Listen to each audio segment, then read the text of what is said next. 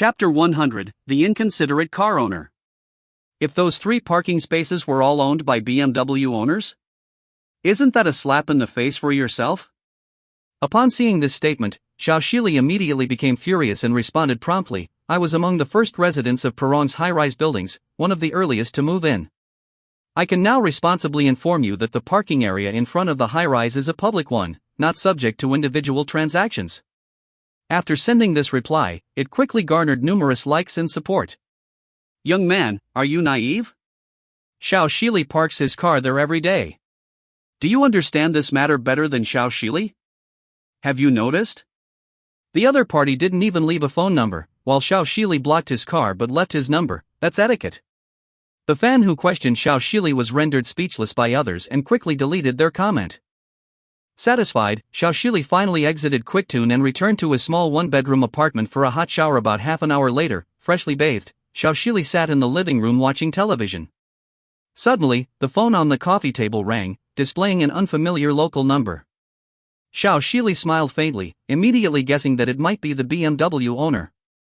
Watching the phone ring, Xiao Shili deliberately avoided answering it. It wasn't until the third call from the other party that Xiao Shili slowly answered the phone, simultaneously turning on the call recording. Hello, who is this? What do you need? Hello, are you the owner of the white Mercedes? Came the voice of Wu Feng from the other end. Yes, I am. What's the matter? Xiao Shili smirked. Wu Feng said, my car can't get out. Could you please come downstairs and move it? Why is your car unable to get out, and what does it have to do with me? Xiao Shili countered. Wu Feng was somewhat displeased as he retorted, you've blocked my car, what kind of attitude is this? Xiao Shili chuckled, then why don't you ask why I blocked your car? Wu Feng was getting irritated, what do you mean? Is it bothering you that I parked my car? You're not bothering me, but all the residents of the high-rise. Xiao Shili emphasized. Parking spaces in the neighborhood are already scarce, and you occupying 3 spots, do you have the audacity to ask me these questions? You really have thick skin, I truly admire it. Xiao Shili remarked. Wu Feng exploded, why are you so sarcastic? It's my own parking space, do I need your approval? Xiao Shili stood up, this is simply a joke. Since when did parking spaces become your family's property? With so many parking spaces and residents, do they all normally park in your family's spaces? He continued. Are you trying to make a fool out of me? I've never seen such shameless person like you. Xiao Shili asserted. Wu Feng demanded, I'm just asking you one question, will you move or not? Are you trying to be tough? I'm not afraid of your antics today, I won't move, do as you please. Xiao Shili asserted his dominance. You.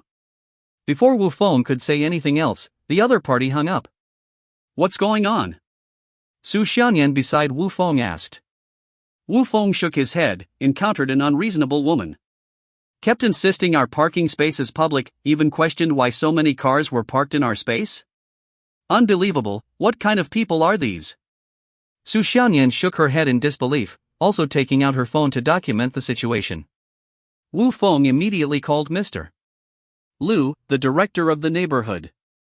About 10 minutes later, Mr. Lu hurried over. Mr. Wu, what do you need? Wu Feng pointed to the nearby parking spaces and asked Mr. Lu, are these parking spaces ours? Yes. Mr. Lu nodded. Miss Xia Chuxin purchased all the parking spaces around Villa No. 1. Wu Feng questioned, since these are our parking spaces, why are other people's cars parked here? And now my car is blocked by someone else? Seeing the blocked BMW, Mr. Lu's face turned embarrassed. I'm sorry, Mr. Wu, I take responsibility for this. Please allow me to explain, he said. Go ahead, Wu Feng crossed his arms, looking at him coldly. Mr. Lu nodded, here's what happened, the residents moved into building No. 1 3 months ago. At that time, your Villa No. 1 was not yet renovated, and the parking spaces in the neighborhood were scarce. Homeowners parked their cars in your spaces because you hadn't moved in yet, so we didn't pursue the matter. Wu Feng shook his head, I parked my car horizontally in my space, and this Mercedes female owner blocked my car. She even lectured me, saying all these parking spaces are public, accusing me of being rogue. Who is the real rogue here? This is outrageous. Mr. Lu shook his head. What should we do? Wu Feng asked Mr. Lu. Mr. Lu suggested, how about this? I'll contact the other party, explain the situation, and ask her to move her car. Okay, Wu Feng nodded. Mr. Lu took out his phone and called the Mercedes female owner Xiao Shili. Hello, I'm Lu, the chairman of Perron Neighborhood's developer. Your car has blocked a red BMW. The other party immediately replied arrogantly, are you a friend of the BMW owner? Spare me your nonsense. If you're the chairman, then I'm the chairman's great aunt. The response left Mr. Lu baffled. Beep beep beep. A burst of busy tone came from the phone. Ha ha. Seeing Mr. Lu embarrassed, Su Xianyan couldn't help but laugh. Wu Feng shook his head. Look at the quality of this person. What kind of person is she? Mr. Lu shook his head. Mr. Wu, what do you think? You should leave first. Since she's occupying your space, I'll have the property lock her car. When she comes to us, we'll have a proper talk then. Good, that sounds like a plan. Wu Feng nodded, immediately taking Su Xianyan back to the villa and driving out the Lamborghini from the garage to go shopping as night fell. Xiao Shili, who lived in the high-rise, took the elevator downstairs. She got into her Mercedes-Benz, started the car, and as soon as she stepped on the gas, there was a loud bang. The whole car seemed to almost flip. Terrified, Xiao Shili quickly stopped the car, pushed open the door, and looked inside, dumbfounded. At some point, by someone unknown, her car had been locked. She didn't even consider this, she just drove off. Now, the car lock had directly damaged the bumper, and her newly purchased Mercedes-Benz would probably need major repairs. Damn it, who's so despicable to lock my car? Xiao Shili became angrier as she thought about it, quickly associating it with the BMW owner. She immediately found the previous number and dialed it back, but the other party didn't answer at all. Feeling more and more angry, she then called her boyfriend Dabiao. Hey, honey, I've been bullied, come over quickly. Xiao Shili's tone was desolate, looking very aggrieved. Wait for me, I'll be right there. Whoever dares to bully my wife, I'll deal with them. Dabiao's voice roared like thunder, full of momentum. P.S. Dear readers, this book updates 3 times every night. If the fan value reaches 1 million, there will be an extra update.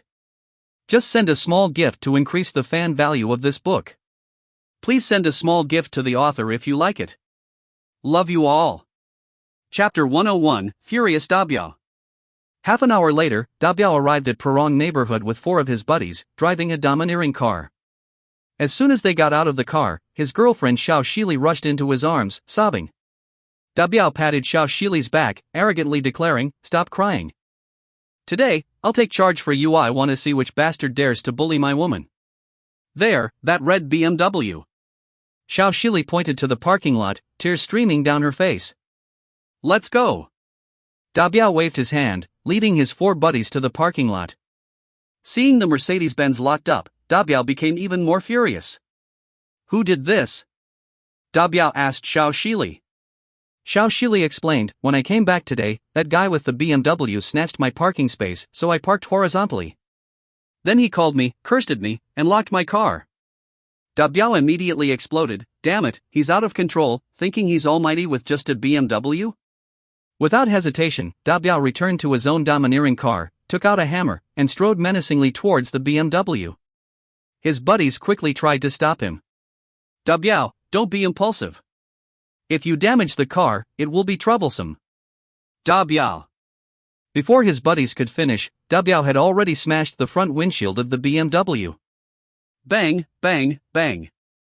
In his rage, Dabiao smashed all the windows of the car. Looking around, the BMW was a mess. But Dabiao knew well that he had only smashed the windows. Glass is cheap, especially the domestically produced ones. Dabiao tossed the hammer aside, clapped his hands, and said, "You bastard, dare to bully my woman, let's see how you cry later." Honey, you're amazing.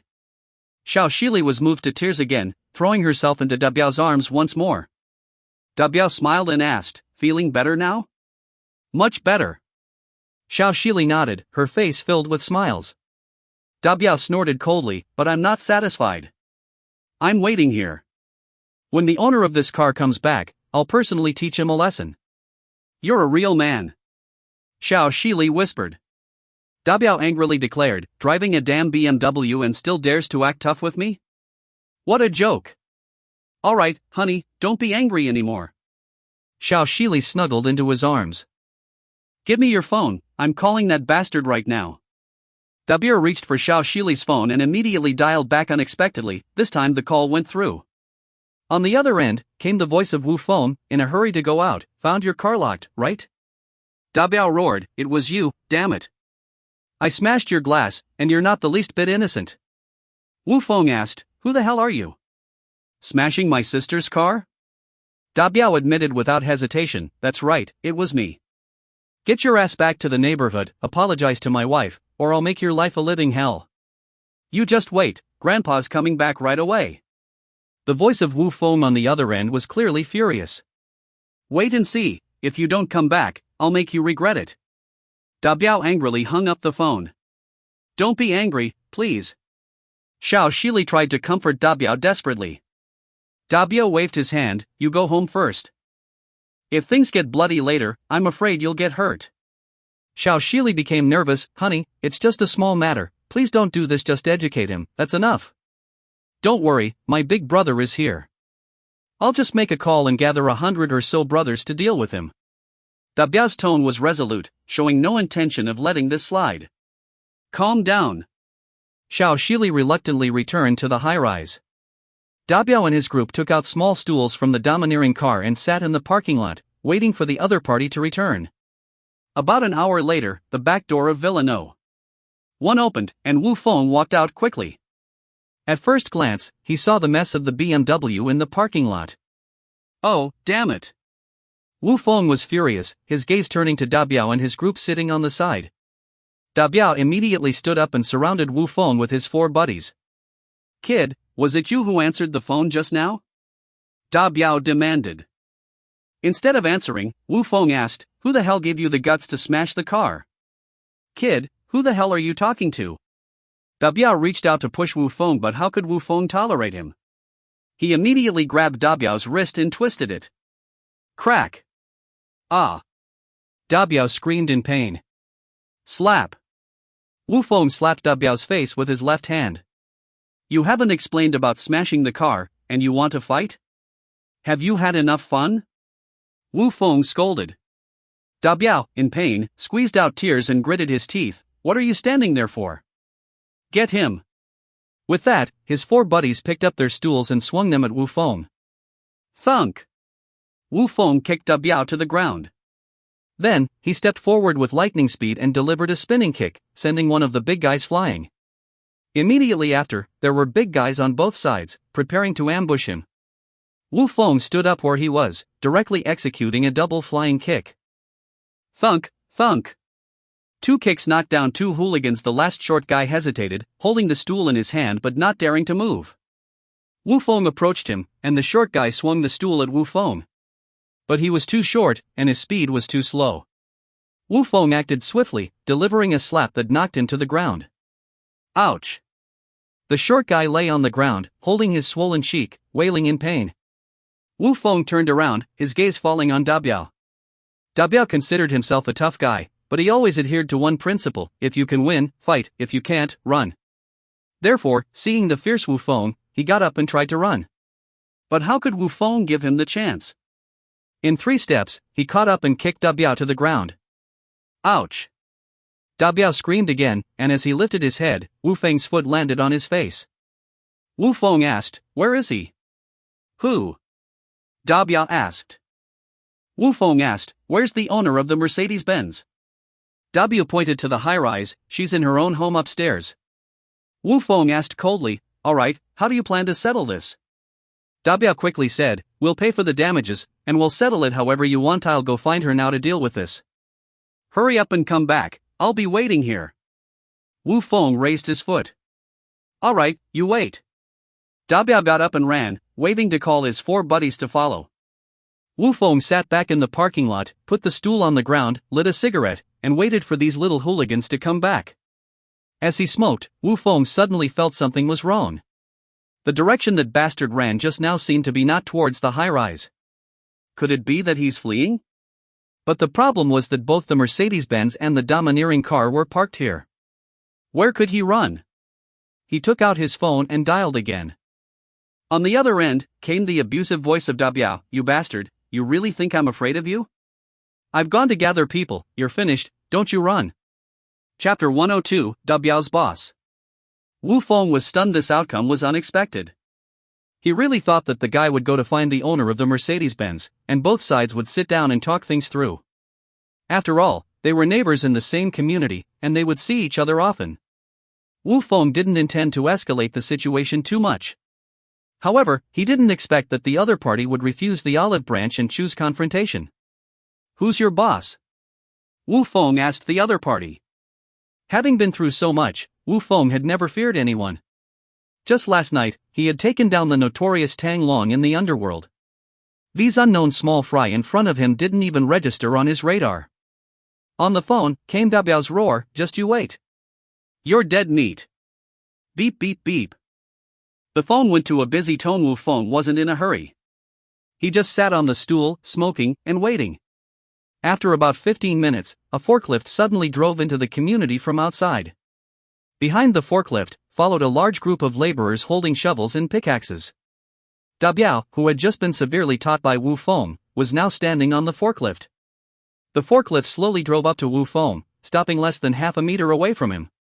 Da Biao was the first to jump off the forklift, and his cronies quickly surrounded Wu Feng. "You think you're tough, huh?"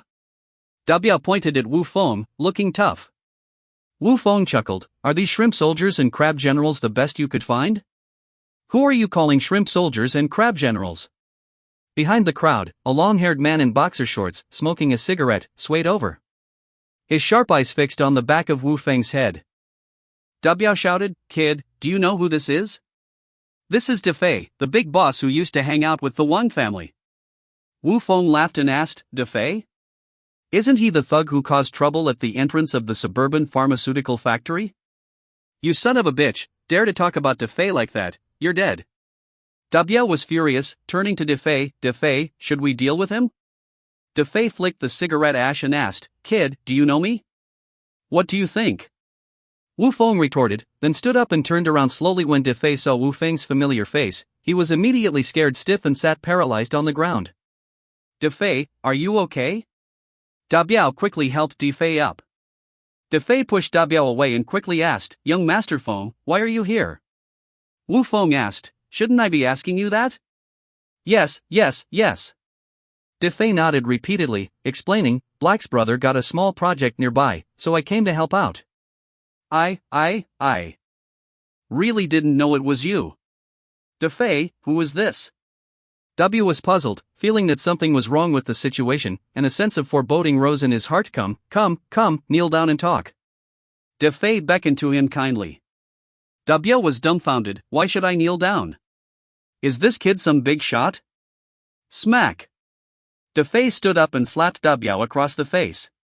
Smack smack smack! Big Fei relentlessly thrashed W. Simultaneously, he bellowed furiously, "What on earth are you all gawking at? Beat him!" A mob descended upon De Biao, raining down blows and kicks upon him. "Ah! Have mercy! Fei, spare me!" Moments later, De Biao, his mind swimming in blood, knelt down to apologize to Wu Feng. It was then that De Biao learned from Big Fei's own lips that this young man was the elder brother of his elder brother. Wu Feng inquired of Big Fei, "Is this lad your underling?" No. Big Fei hastily waved his hand, explaining, "He's just a bloke I've shared a few meals with, otherwise, how would he dare offend you?" Wu Feng nodded, pointing at De Biao. "Fetch that lass for me." Yes. De Biao nodded repeatedly, quickly dialing Xiao Shili. Upon receiving the call, Xiao Shili was ecstatic. "Honey, is it done? Did that man kneel and beg for mercy?" De Biao was left speechless, finally managing to say after a while, "Well, why don't you come downstairs first?" "All right, I'll be right there." Xiao Shili nodded repeatedly, hanging up the phone, then swiftly changing into a more elegant attire before hurrying downstairs. Arriving at the parking lot in front of the building, she immediately spotted her husband kneeling on the ground, surrounded by a group of burly men. Instantly, Xiao Shili's complexion changed, her smile vanishing. What are you all doing? Playing the ruffians, are you? Behaving like thugs? Xiao Shili shouted as she pushed through the crowd to help Di Biao up, but Di Biao remained motionless like a tortoise in its shell. Husband, get up! Xiao Shili yelled. Di Biao said, Wife, it's our fault. I'll apologize to Big Brother, and you should kneel down and apologize quickly too. Xiao Shili was called Xiao Shili precisely because she feared nothing and no one, she had a rebellious streak. And now, she was being asked to kneel down and apologize to the other party? Impossible, dream on. Xiao Shili pointed at Wu Feng. You're the owner of the BMW? So what if you have more people? Is might always right? Is being numerous synonymous with being unreasonable? Wu Feng asked, be clear about your words. Who's being unreasonable? Xiao Shili grew fierce. You're the unreasonable one. You're a thug, you're despicable. If you dare, kill me. Smack! Big Fei's hand landed squarely on Xiao Shili's face. Sob, sob, sob. Xiao Shili wailed and sobbed, You despicable scoundrel, how dare you hit a woman? Big Fei, his face grim, demanded, What's wrong with hitting you? Have your dog eyes gone blind, unable to see what's going on? Di Biao intervened, Wife, be obedient, this is Big Fei, this is Master Feng, both formidable figures we can't afford to provoke. You must quickly apologize. Xiao Shili roared, No, I refuse to apologize. I am the victim here. Why should you all be so arrogant? Wu Feng chuckled, Quite the spirited young lady. Xiao Shili whipped out her phone to record, while shouting, I'm not afraid of you rotten thugs. If you dare touch me, I'll expose you bunch of scum to the world. I'll damn well beat you. Big Fei fumed, reaching out to strike Xiao Shili again. Wu Feng roared, Stop. Yes, Master Feng. Big Fei nodded, immediately retracting his hand. Wu Feng pointed at Xiao Shili. I won't waste words with you now, and I won't hit you either. Xiao Shili remained brazen, shameless. You park recklessly and still think you're in the right? Wu Feng waved his hand. Big Fei, toss her junky car into the lake for me. Understood. Big Fei nodded and personally climbed onto the bulldozer. The bulldozer started up, lifting Xiao Benz directly, then headed towards the artificial lake in the residential area. With a shake of the bulldozer's blade, the Benz plunged into the lake, instantly submerged. Plunk! Xiao Shili was shocked, collapsing to the ground, her phone capturing the entire scene. You filthy thugs, you're done for. I'm exposing you now. Angry, Xiao Shili directly uploaded the video without even adding a caption. Chapter 103, The Striking Cyber Warfare. Wu Feng rose slowly, casting a disdainful gaze upon the collapsed figure of Xiao Shili. What do you intend? Xiao Shili once again lifted his phone, aiming the camera at Wu Feng. With a contemptuous snort, Wu Feng remarked, Right and wrong are matters of public consensus in the digital realm. Since you refuse to acknowledge your fault, be prepared for society to teach you a lesson in morality. You. Xiao Shili stammered, unable to articulate a response. Turning on his heel, Wu Feng waved dismissively, Disperse, each to his own abode, each to his own mother. De Fij promptly led his comrades away, and the entire parking lot fell into silence. However, Di Biao remained kneeling in place, too frightened to lift his head. Wu Feng turned and addressed him, Di Biao, isn't it? You may leave as well. Di Biao, with a mournful expression, pleaded, Master Feng, my wife lacks discretion. Please, do not be angered. I will compensate you twice the repair cost for the car. Wu Feng uttered no words, simply turning and entering Villano. One through the rear door. Xiao Shili stood up, seething with rage. This scoundrel, this despicable wretch. I'll call the police right now. Di Biao roared, Why the hell would you call the police? Don't you even know what's going on?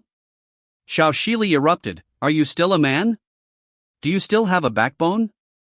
Do they think they're something just because they outnumber us? I refuse to believe there's no justice in this society. Di Biao shook his head seeing this woman unrepentant, he declared, Since that's the case, let's part ways. Each to his own. Xiao Shili bellowed, "You loser. I've long looked down on you. Get lost and never let me see you again. You." De Biao pointed at Xiao Shili but ultimately said nothing, leaving dejectedly. The more Xiao Shili thought, the angrier she became. She once again released a video denouncing her adversaries, not only exaggerating but also vehemently vilifying them. She believed that only the power of the internet could garner societal attention. As long as society paid heed to this matter, she could rectify her grievances. That night, the hashtag arrogant villa owner throws neighbor's Mercedes into lake surged to the top of the local trending topics. Soon, the domineering homeowner was exposed as Chin City's local internet celebrity, Cold Front. What nonsense is this? Does having money make you superior? Does it give you carte blanche to do as you please? To toss someone's beautiful BMW into the lake, can money really buy impunity? It's imperative to a Chin City police station. This scum must be investigated thoroughly, uncover all his dirty deeds. Many netizens, unaware of the truth, flocked to criticize Wu Feng beneath his videos. Some even sent him abusive private messages. Even Su Xianyan suffered the consequences. As they finished dinner at Villa No. 1, Wan Qian came across this video. "Wu Feng, what's going on? Why are you trending again?" she asked. "What's wrong?" Eldest sister Gu Xinqian looked at Wu Feng curiously. "What happened?" Mu Jiajia directly grabbed the phone. Wu Feng shrugged, feigning ignorance. "It's because of the parking space incident," Su Xianyan awkwardly explained, recounting the events. Wu Feng then recounted the simple brawl, and the general gist of the situation became clear. Gu Xian Chang laid down her chopsticks and was the first to speak. "This is outrageous, how can there be such a person?" Mu Jiajia shook her head and said, "She parked in our parking space, blocking Chi Mei's BMW. Moreover, she let people smash Chi Mei's car, refused to admit fault, and even counterattacked online?" "Yes." Wu Feng and Su Xianyan nodded simultaneously. With a fiery temper, Wan Qian slammed the table and stood up. "Shameless woman, I'm going to find her now." Gu Xian Qing grabbed Wan Qian's arm and asked, "What are you doing, Lao Ba?" Wan Qian angrily replied, "I'm going to confront her." Wu Feng may tolerate such a woman, but I won't. Wu Feng forcibly pressed Wan Qian back into her seat. "Enough, Lao Jia, why do this?" Wan Qian blared at him. "Wu Feng, when did you become so spineless?" Mu Jiajia said, "This matter cannot be overlooked, it has already constituted defamation." Wu Feng smiled and explained, "Sisters, this is called an online war. The other party can manipulate public opinion online, and so can we." "Yes." Su Xianyan nodded. "Do you remember Li Ye's case?" Wu Feng continued, "The public isn't blind, and there are no secrets in this world." Su Xianyan added, "Evildoers who manipulate online public opinion will eventually be bitten back by the power of the internet." The other three sisters listened intently. Wu Feng said again, "Let's eat first, and after dinner, I'll deal with her properly." Seeing Wu Feng's confidence, they picked up their bowls and chopsticks and finished dinner together. After dinner, Wu Feng immediately released a video. The content was simple, first showing the parking purchase contract, proving that the surrounding parking spaces belonged to him. Then, he played the surveillance footage from that time, proving that Xiao Shili had hired someone to smash his car windows. The caption of Wu Feng's video was just one sentence: "I threw her Mercedes into the lake, what's wrong with that?" Once this video was released, the likes immediately exceeded tens of thousands. Domineering pro-Wang property owners reply, "What's wrong with throwing her car into the lake?" This topic shot straight to the top of the local hot search. Almost simultaneously, the official account of Pu Luoyang Development Group also released a message, proving that what Kuai-yin Longfeng said was all true. Countless local media outlets forwarded the information. The tide immediately turned. Countless netizens went back to apologize under Wu Feng's video. "I'm sorry, Lingfeng, we misunderstood you. I have to admit, money does make one arrogant. Don't say it's just a Mercedes, even throwing her into the lake is justified." This was done beautifully, I feel relieved just watching it. That Xiao Shili, what a disgrace. I won't say more, I'm going to scold that Xiao Shili now, until she apologizes. At this moment, Xiao Shili was live streaming at home, complaining to her fans about her grievances and how difficult her life was. There were only tens of thousands of people in the live broadcast room. But many of her fans felt sorry for her and sent gifts, purchasing useless products from her live stream. Xiao Shili was crying on the outside but secretly delighted inside. Darlings, one should always be kind. Xiao Shili gently wiped the tears from the corners of her mouth with a tissue. Suddenly, she was astonished to find that the number of people in the live stream skyrocketed to 300,000. Oh my god? Xiao Shili covered her mouth in astonishment. The barrage was filled with one sentence. You shameless woman, quickly check the hot search. You're still here embarrassing yourself for gifts, have you no shame? I just watched the video, didn't expect you, Xiao Shili, to be like this. Refund, unfollow, compensate. Xiao Shili was baffled and quickly took out another phone to check the hot search on Quyin. Upon seeing it, Xiao Shili was completely bewildered. At the same time, there was a knock on the door. Hello, we're from the district police station, there's something we need to investigate with you. Chapter 104, Apologies are useful, why do we need the police? Hello, is anyone home? We are police officers from the police station. Coming. Xiao Shili shouted and quickly put on slippers to answer the door. Clang. At the moment the door opened, Xiao Shili clearly saw two police officers standing outside in uniforms, holding credentials. Xiao Shili spoke up, Officers, what can I do for you? The police said, You are suspected of defaming and spreading rumors about others on the internet. Please come back to assist us in the investigation. Xiao Shili shook her head, Impossible, I have never done such a thing. The police said, The victim who filed the report is Wu Feng, known as Lung Feng on Quyin. Lung Feng? Upon hearing this name, Xiao Shili laughed. Of course, she knew that Lang Feng was the arrogant owner of the BMW. Xiao Shili shrugged disdainfully, You must have misunderstood. If anyone should be arrested, it should be him. He not only assaulted someone but also threw my car into the lake. I haven't even reported it, so how could he be the victim? The police shook their heads and continued, You occupied Wu Feng's parking space, blocked his car, and after refusing to communicate, the property locked your car. Then you arranged for someone to vandalize the car and defamed Wu Feng online. Which part of this do you think is incorrect? Xiao Shili shook her head, Impossible, absolutely impossible. That's a public parking space, how could it belong to him? And it wasn't the property that locked the car, so there's no fabrication at all. Sorry, but the parking space belongs to Wu Feng, and it was our property that locked the car. Property manager Chen, who had been standing by the elevator, stepped forward quickly. Manager Chen, what nonsense are you talking about?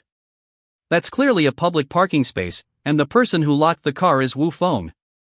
I strongly suspect that Wu Feng colluded with the property to defame and slander me. At the same time, I also doubt your identities. Who knows if you are fake police officers? Xiao Shili once again took out her phone to record, protecting her own safety. Manager Chen shook his head, Could you please check the call records on your phone? Wasn't there a call with the ending digits 5678? Xiao Shili checked her phone, Yes, there was such a call, what about it? Manager Chen said, That was Lu, the director of our Pru Luo wine group. He was the first one to communicate with you. After you refused to communicate, Mr. Lu was the one who locked the car. In an instant, Xiao Shili was stunned. She had always thought that call was a scam. Never in a million years did she expect it to be the chairman. Clatter!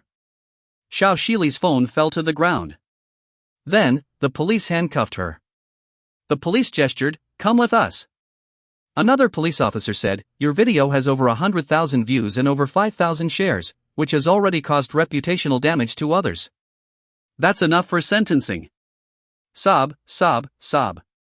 Xiao Shili burst into tears, squatting on the ground and pleading.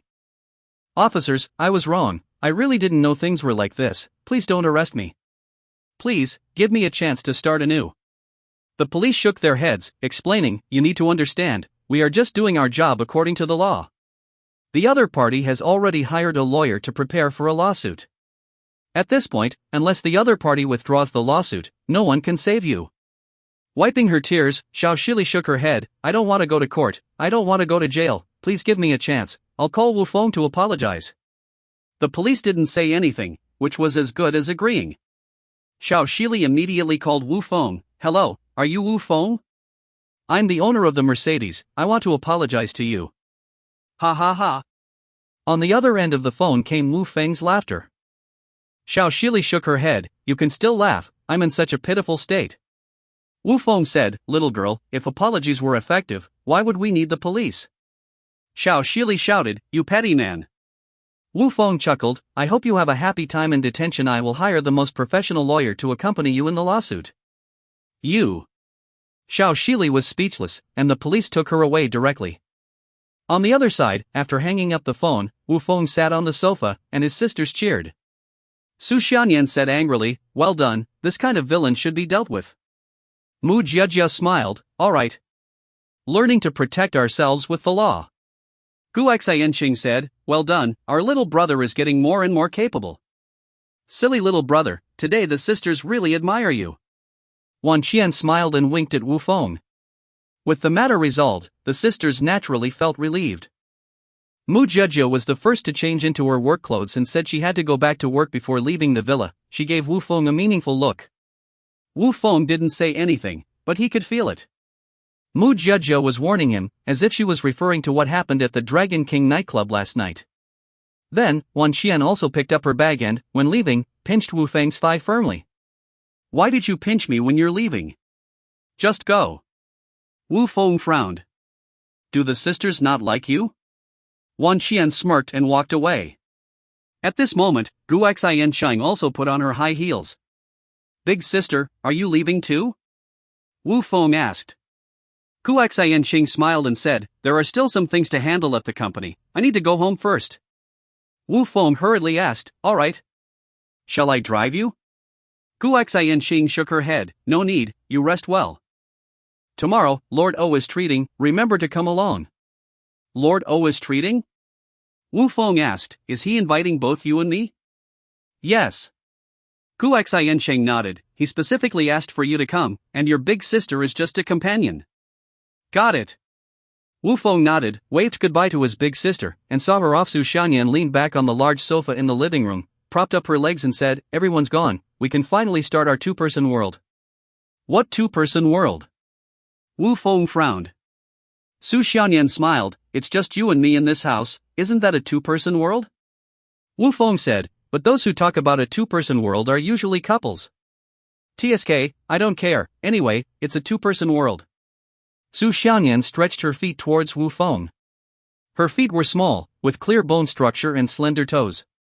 Her nails were painted with translucent nail polish, shining under the light. Silly little brother, massage sister's feet. Su Xianyan directly stretched her feet into Wu Feng's arm's humph.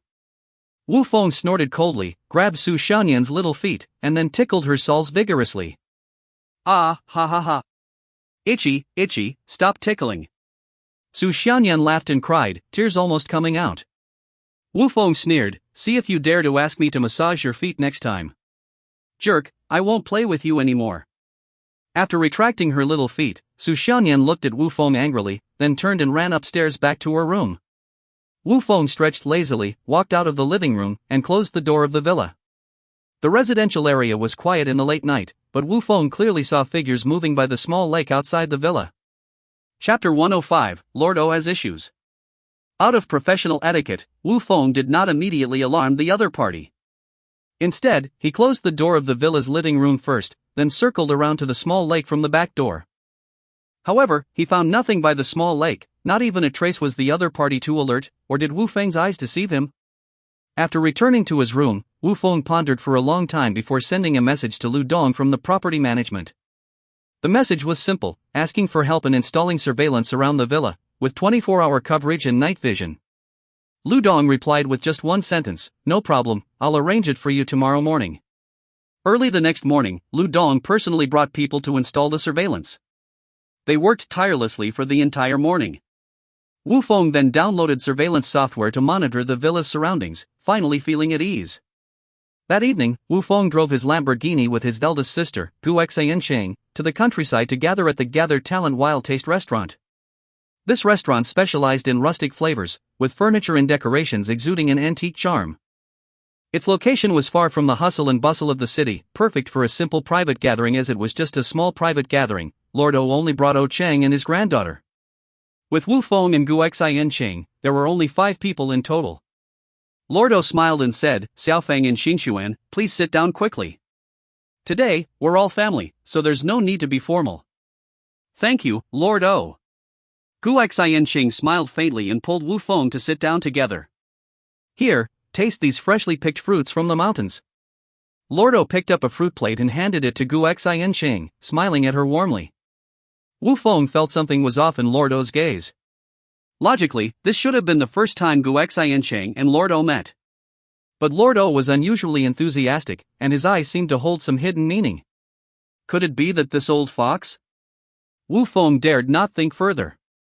This was getting a bit scary. Dinner quickly commenced. Gu Xianqing and O Qing were chatting lively, holding hands affectionately. Lord O frequently helped Gu Xianqing with dishes and asked her various questions. After a while, Lord O went outside to fetch water, and Wu Feng followed him out. Bang! Wu Feng delivered a forceful kick to the old man's posterior. Boy, what's the meaning of this? Lord O turned, casting a displeased glance at Wu Feng. Wu Feng retorted, displeased, Sir, are you acquainted with my elder sister? I am not acquainted with her at all. Lord O hastily shook his head, eyes darting about. Sensing an issue, Wu Feng's expression turned serious. Sir, are you harboring ill intentions toward my elder sister? What nonsense are you spouting? Lord O grew agitated, indignant. At my age, what use would I have for such matters? Wu Feng nodded knowingly, shoulders squared. Indeed, at your age, you may not be up to such pursuits. But what exactly is on your mind? That, I cannot divulge to you. Lord O shook his head. Wu Feng warned him, if you dare to have any wrongful intentions towards my sister, I will not spare you. You, child, what wicked intentions could an old man like me possibly have? Lord O appeared even more irate than Wu Feng. Wu Feng cocked his head, questioning, I've known you for some time now, but I've never seen you so warmly disposed towards any young lady upon first meeting. Ahem. Lord O cleared his throat twice. If you have something to say, speak plainly, don't be so secretive. Wu Feng's voice was cold. Despite their close relationship with the O family, if the elder O had any untoward thoughts towards his elder sister, Wu Feng would not forgive him. Lord O pulled up his trousers, leading Wu Feng out of the restroom and into the backyard. Once seated, Lord O produced a cigarette, offering one to Wu Feng. With a cigarette between his lips, Lord O then asked Wu Feng, Young healer, do you and Xianqing share any blood relation? No, I and my 9 sisters are all orphans, raised by our father, Wu Feng nodded, admitting candidly. Lord O nodded, then inquired, have you noticed how familiar Xianqing and O Qing seem when together? Wu Feng rolled his eyes at him. Isn't that expected? Beauties together naturally create an amiable atmosphere. Lord O shook his head, speaking earnestly, I mean, have you noticed how much they resemble each other? They resemble each other? In an instant, Wu Feng's mind raced, and his gaze towards Lord O shifted. You? Yes, Lord O nodded. No way? Disbelief was written all over Wu Feng's face. Lord O asked, so, do you understand now? Wu Feng shook his head, are you suggesting that my elder sister might be your daughter? Yes, Lord O nodded, then breathed a long sigh of relief. Wu Feng fell silent suddenly, not speaking for quite some time, just puffing on his cigarette. Meanwhile, Lord O sighed, recounting his story to Wu Feng. In his early years, Lord O had gone south with his wife and 2 daughters for business. However, due to an accident, they angered a local big shot and the family was hunted down. His wife was killed, and his younger daughter went missing. Although Lord O sought revenge later on, he lost his wife and younger daughter forever. Wu Feng stubbed out his cigarette, asking Lord O, how did you ascertain that Xianqing is your daughter? Ever since you saved O Qing and Xiao Yezi, I investigated Xianqing, Lord O said. After looking at her information and photos, I began to ponder on this matter. Tonight, when I saw her, I felt an indescribable sense of familiarity, the kind that only appears between relatives. Wu Feng lit another cigarette, recalling Lord O's attentiveness at the dinner table. It did resemble a father doting on his daughter. However, he couldn't fathom that Lord O would be the biological father of his elder sister, Xianqing. But there were still some doubts. Wu Feng spoke up again, your words are persuasive, but talk is cheap. I understand your skepticism. When my younger daughter was small, I made 2 cuts on her ankle, in the shape of an X, Lord O said. Wu Feng's mind went blank in an instant. Having grown up with his sisters, he knew their physical features better than anyone. Xianqing did indeed have such a scar on her ankle. But their father always said it was from a childhood accident, not a deliberate cut. Yet, that scar, it didn't look like an accidental injury, no matter how you looked at it. It seems, the scar does exist, Lord O guessed the answer from Wu Feng's shocked expression. Wu Feng nodded. Indeed, my elder sister does have a scar on her ankle. Ah, I have wronged her and her mother. Lord O sighed deeply, tears streaming down his face as he looked up at the sky. Chapter 106, The Origin of Eldest Sister Gu Xianqing. Wu Feng didn't know what to say. Because until now, he didn't know how to accept this fact. Lord O grasped Wu Feng's hand. I haven't been a good father. Wu Feng asked, then, did you never try to find her later on? Lord O shook his head. I did try, but in the vast sea of people, where could I possibly find her? I've been sending people to search in the south for these past years, never expecting she was right by your side. Wu Feng chuckled. Yes, Lord O nodded. Can you keep this matter confidential for me?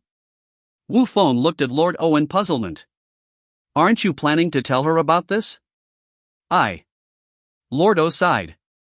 I lack the courage to speak, and I don't know how to broach the subject. Fair enough, Wu Feng nodded. Lord O continued, if possible, let's maintain this relationship, and I'll do my best to treat her well. I understand your meaning. I'll keep this matter a secret for you, Wu Feng nodded. Thank you. Lord O patted Wu Feng's hand heavily. There's no need to thank me, because of this matter, I also don't know how to approach it. Wu Feng shook his head slightly. He remembered very clearly, when he was very young, his eldest sister had discussed this matter with him. Elder sister said, as long as one lives happily, biological parents are just a title. Whether found or not, what difference does it make?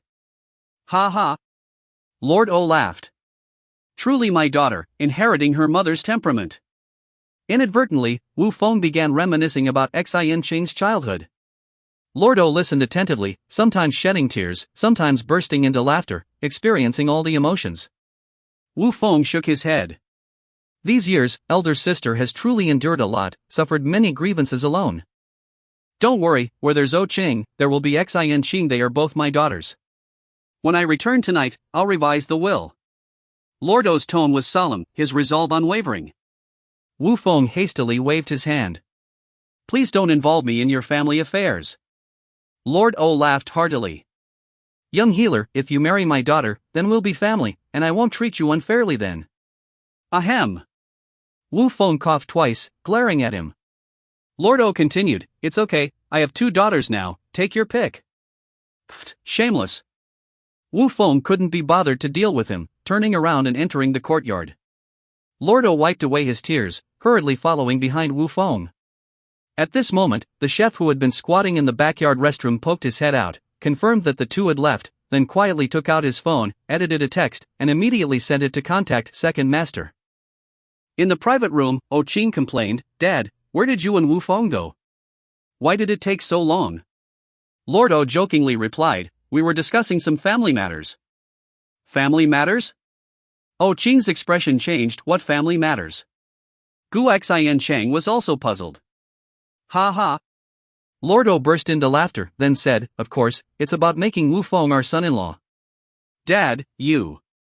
O Qing was completely speechless, her face flushing red as she hung her head. Little Yezi lowered her head, stealing a glance at her mother's expression, then reported, Grandpa, Mom's face is red, Mom's face is red. Ha ha. Lord O burst into laughter, and Gu Xianqing laughed along. Lord O asked, Xianqing, what do you think about your brother marrying my daughter? Gu Xianqing immediately replied, my brother is also divorced. If he can become a son-in-law of the O family, I fully support it. We'll be even closer then. Ha ha. Lord O laughed heartily, particularly delighted. Wu Feng rolled his eyes at Gu Xianqing, elder sister, don't encourage this. Eat, eat. Gu Xianqing smiled as she stood up, serving a piece of meat to Wu Feng and another to Lord O. Lord O stood up excitedly, holding his bowl with both hands.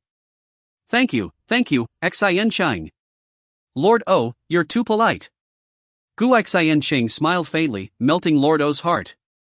The group ate and drank, chatting and discussing work until late into the night before heading home. In the suburban night, there were few streetlights, and vehicles were sparse. The tycoon drove the O family's business car, while Wu Feng drove the Lamborghini with Gu Xianqing in the back. As they approached a crossroads, the tycoon stopped the car at a red light. Wu Feng also slowed down, when suddenly a group of motorcycle riders sped towards the Lamborghini. With years of combat experience, Wu Feng sensed danger immediately and pressed down on Gu Xianqing's head. Bang! Gunshots rang out, bullets barely grazing the heads of the two. In the next moment, Wu Feng slammed the accelerator to the floor and sharply turned the steering wheel, causing the Lamborghini to spin in place. Thump! One motorcycle rider was knocked over on the spot. Bang bang bang! The remaining 3 riders crazily shot at the Lamborghini's tires. The Lamborghini's tires immediately burst, the car remaining motionless. Seeing the car couldn't move, Wu Feng quickly jumped out of the window and kicked over one of the riders. Clang! The rider fell to the ground, but immediately picked up his gun to shoot at Wu Feng. Bang bang bang! Gunshots rang out, but it wasn't the shooter, it was the tycoon and second master who had rushed down from the business car in front. The fallen shooter instantly died. Seizing the opportunity, Wu Feng quickly rolled forward and picked up the enemy's gun. In the next moment, a melee ensued. Wu Feng was precise, picking off enemies with each shot as if at a shooting range. Bang bang bang.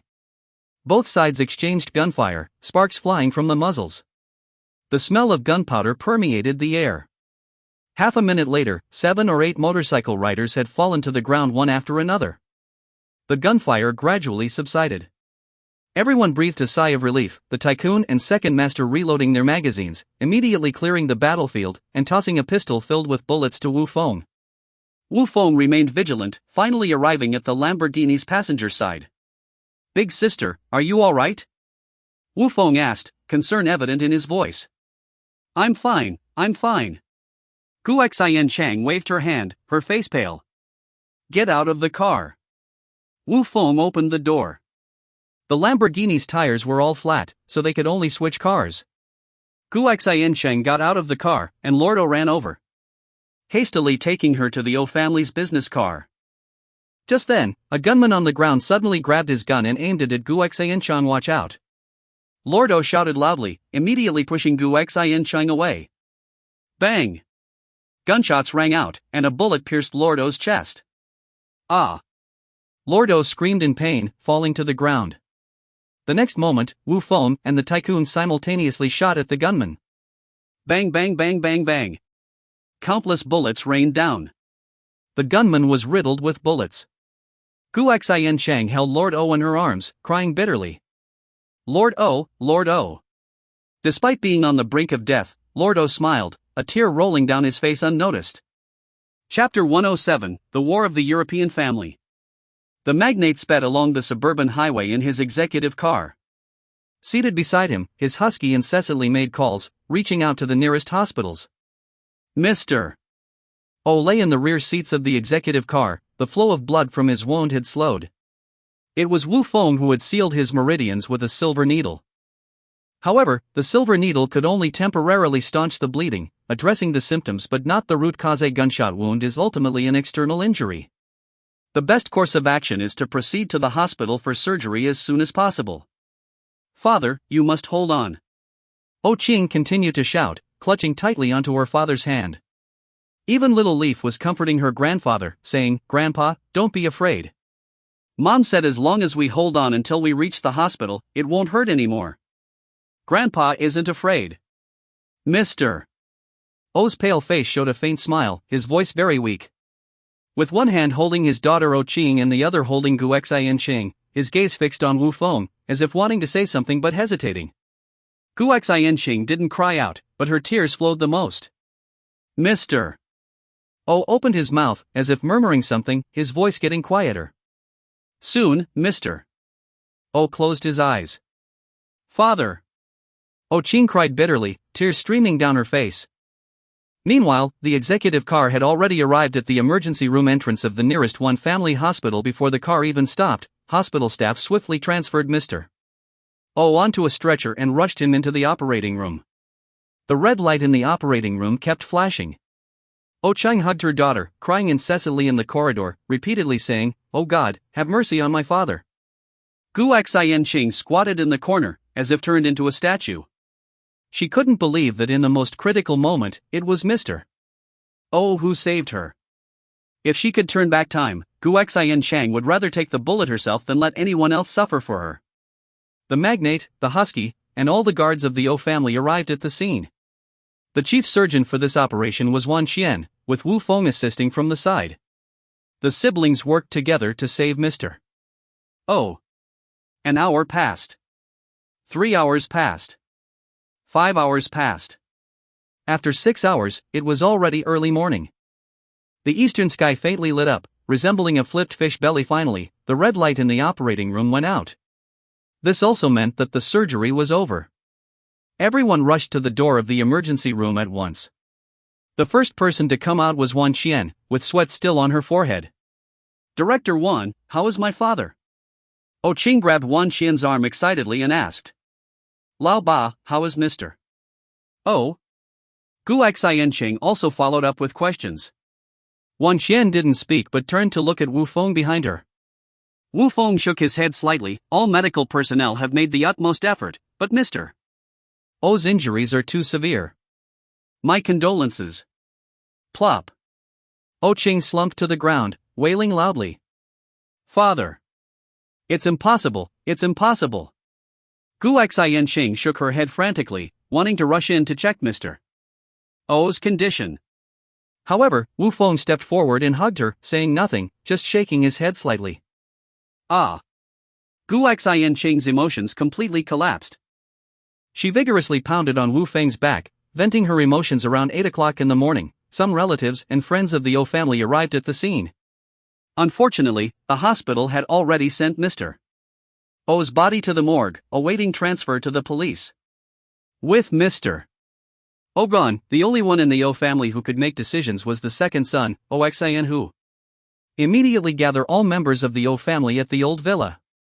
No matter who killed my eldest brother, the O family will not let them go. At 11 o'clock in the morning, the old and young members of the O family gathered at the old villa in the city.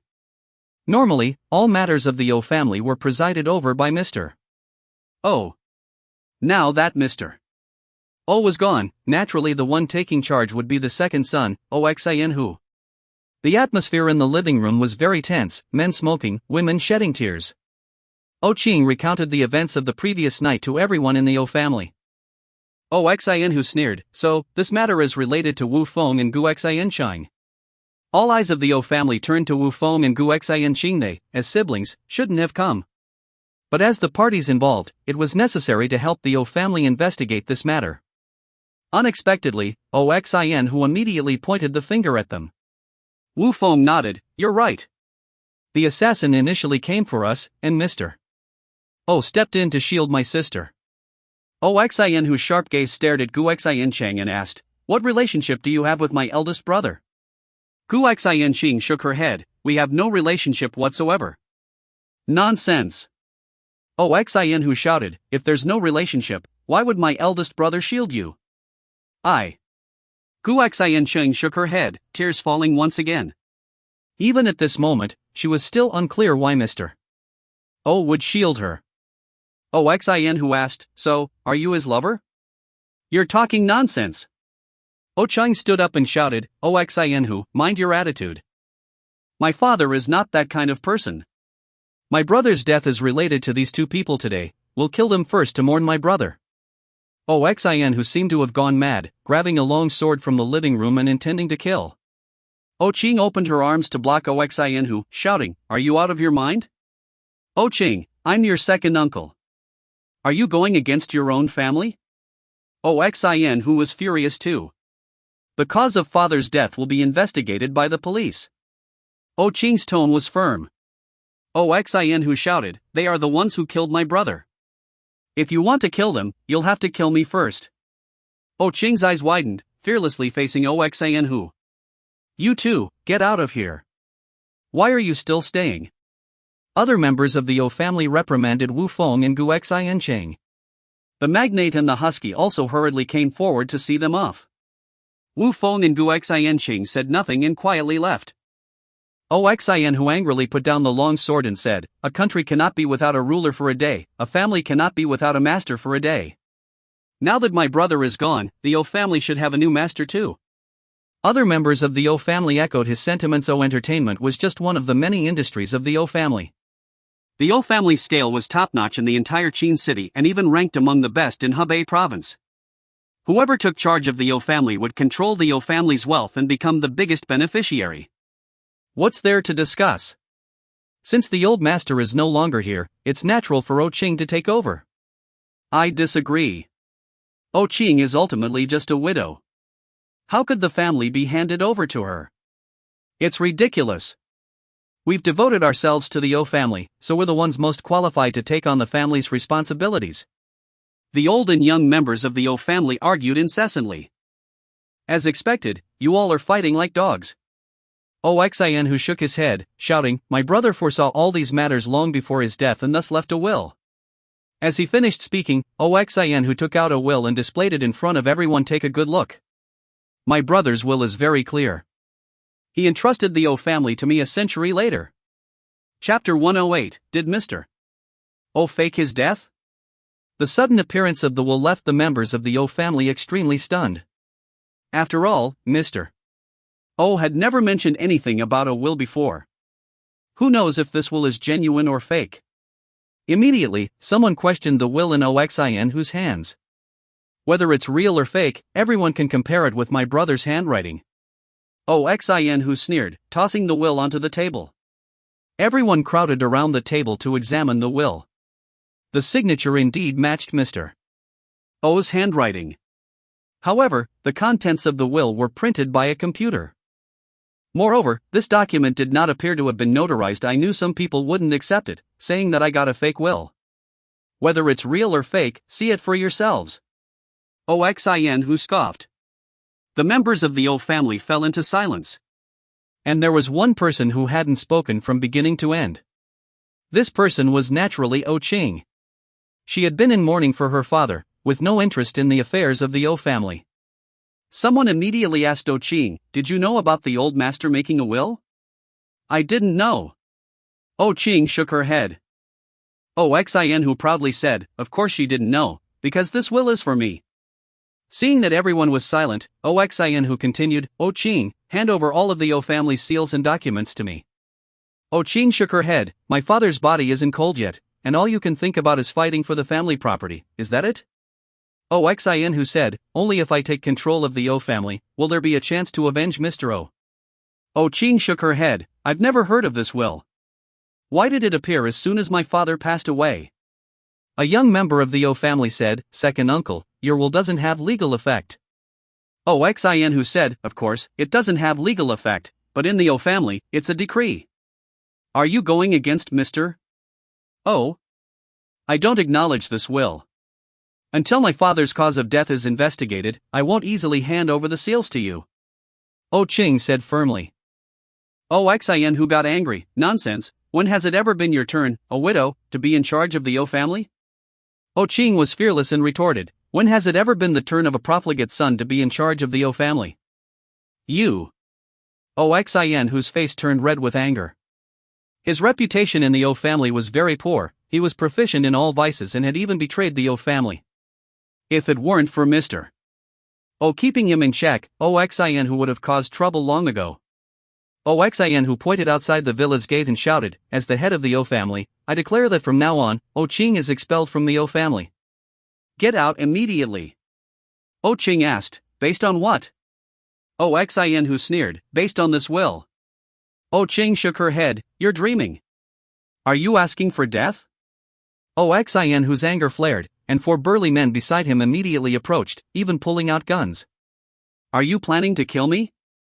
O Qing was thoroughly enraged. "Fine. If you kill me, then the O family will all belong to you." Smack! O Xin who slapped O Qing across the face. "Throw them, mother and daughter, out of the villa. They are never to set foot in the O family again." "Yes." The 4 subordinates immediately holstered their pistols and forcibly drove O Qing and her daughter out of the living room. "Stop!" Wu Feng appeared again at the entrance of the old villa. "You're still here, you bastard?" O Xin who roared furiously, "You guys, break the sky for me." The 4 subordinates once again drew their pistols and aimed at Wu Feng's head. "Humph!" Wu Feng snorted coldly. Are you so eager to silence people by killing? What did you say? Xin, who suddenly turned around, his fierce gaze locking onto Wu Feng. You immediately drove O Cheng and her daughter away to secure your position as the head of the O family, Wu Feng said coldly. Now you're rushing to kill someone who knows too much. By doing so, no one will know about the fake will, and no one will know that you are the real culprit behind the scenes.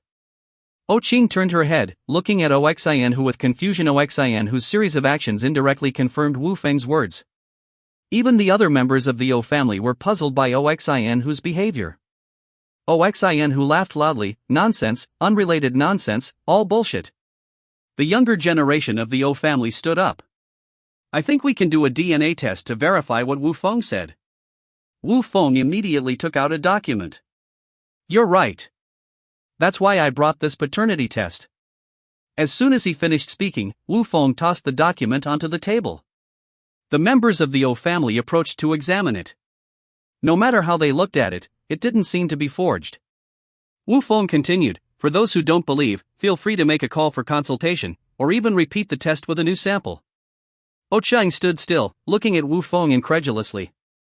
She had always remembered that she had a sister, but she had never imagined that Xin who would turn out to be her real sister. In other words, what Wu Feng said was true. This also meant that Xin who was truly the mastermind behind Oye's murder. The resentful eyes of the O family turned to Xin who. What are you looking at? It's all fake. Xin who roared, questioning Wu Feng. You said I killed my big brother, where's the evidence? Wu Feng pointed to his 4 subordinates. This is the evidence. Nonsense. Xin who said, how is this evidence? Wu Feng said, last night, my sister and I were in danger. The other side used the same guns your subordinates are holding right now. Is this a coincidence? Xin whose eyes wandered uncontrollably, feeling a little flustered. Wu Feng continued, Xin who, you killed your own big brother, forged a fake will, and attempted to seize the O family. Each of these is a serious crime, enough to be shot. Nonsense. I didn't kill my big brother, nor did I forge the will. Xin who shouted hoarsely, what you're saying is all lies, and no one can prove it. I can prove it. Just then, tearfully, Xin who pushed a wheelchair into the living room, and sitting in the wheelchair at that moment was Mr.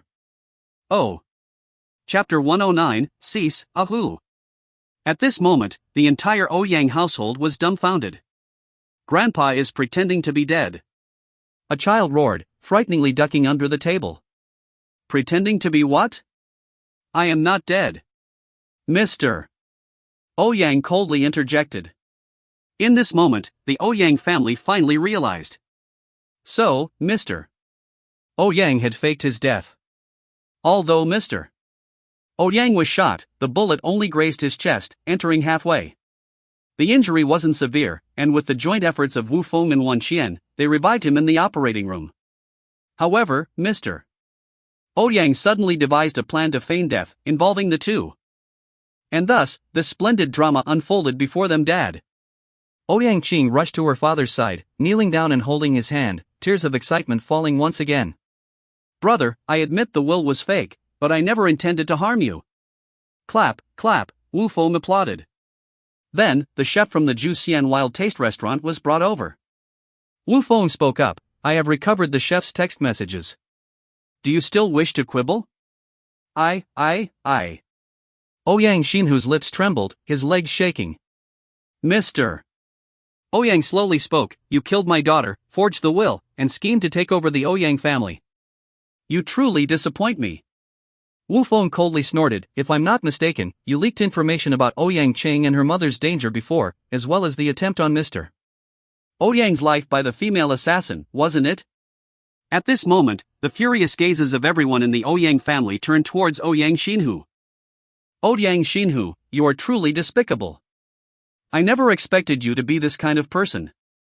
Mr. Ouyang, spare us the talk, just kill him. Facing the condemnation of countless Ouyang descendants, Ouyang Xinhu shook his head frantically, no, it wasn't me. Mr. Ouyang waved his hand, bring him down, according to our family rules. Yes. The two immediately moved forward to seize Ouyang Xinhu. But Ouyang Xinhu, who had been kneeling on the ground, suddenly stood up, pulling out a pistol. Don't come any closer. He aimed the gun at Mr. Ouyang, causing the Ouyang family members to panic and evade. Yet Mr. Ouyang wasn't afraid. Instead, he asked, "Second, do you want to kill me again?" Ouyang Xinhu shook his head, raising the gun towards Gu Xiancheng. "Brother, I never once thought of killing you. It doesn't matter if you die, but why hand over the inheritance to an outsider?" Mr. Ouyang shook his head, his eyes reddened. "She's not an outsider, she's my daughter. I owe her a debt in this life that I can never repay." Ah! Ouyang Xinhu roared, Why, what is the meaning of all this? You all want me dead. Well, then let's all die together." Wu Feng coldly snorted, "Are you joking? Do you think I'm joking?"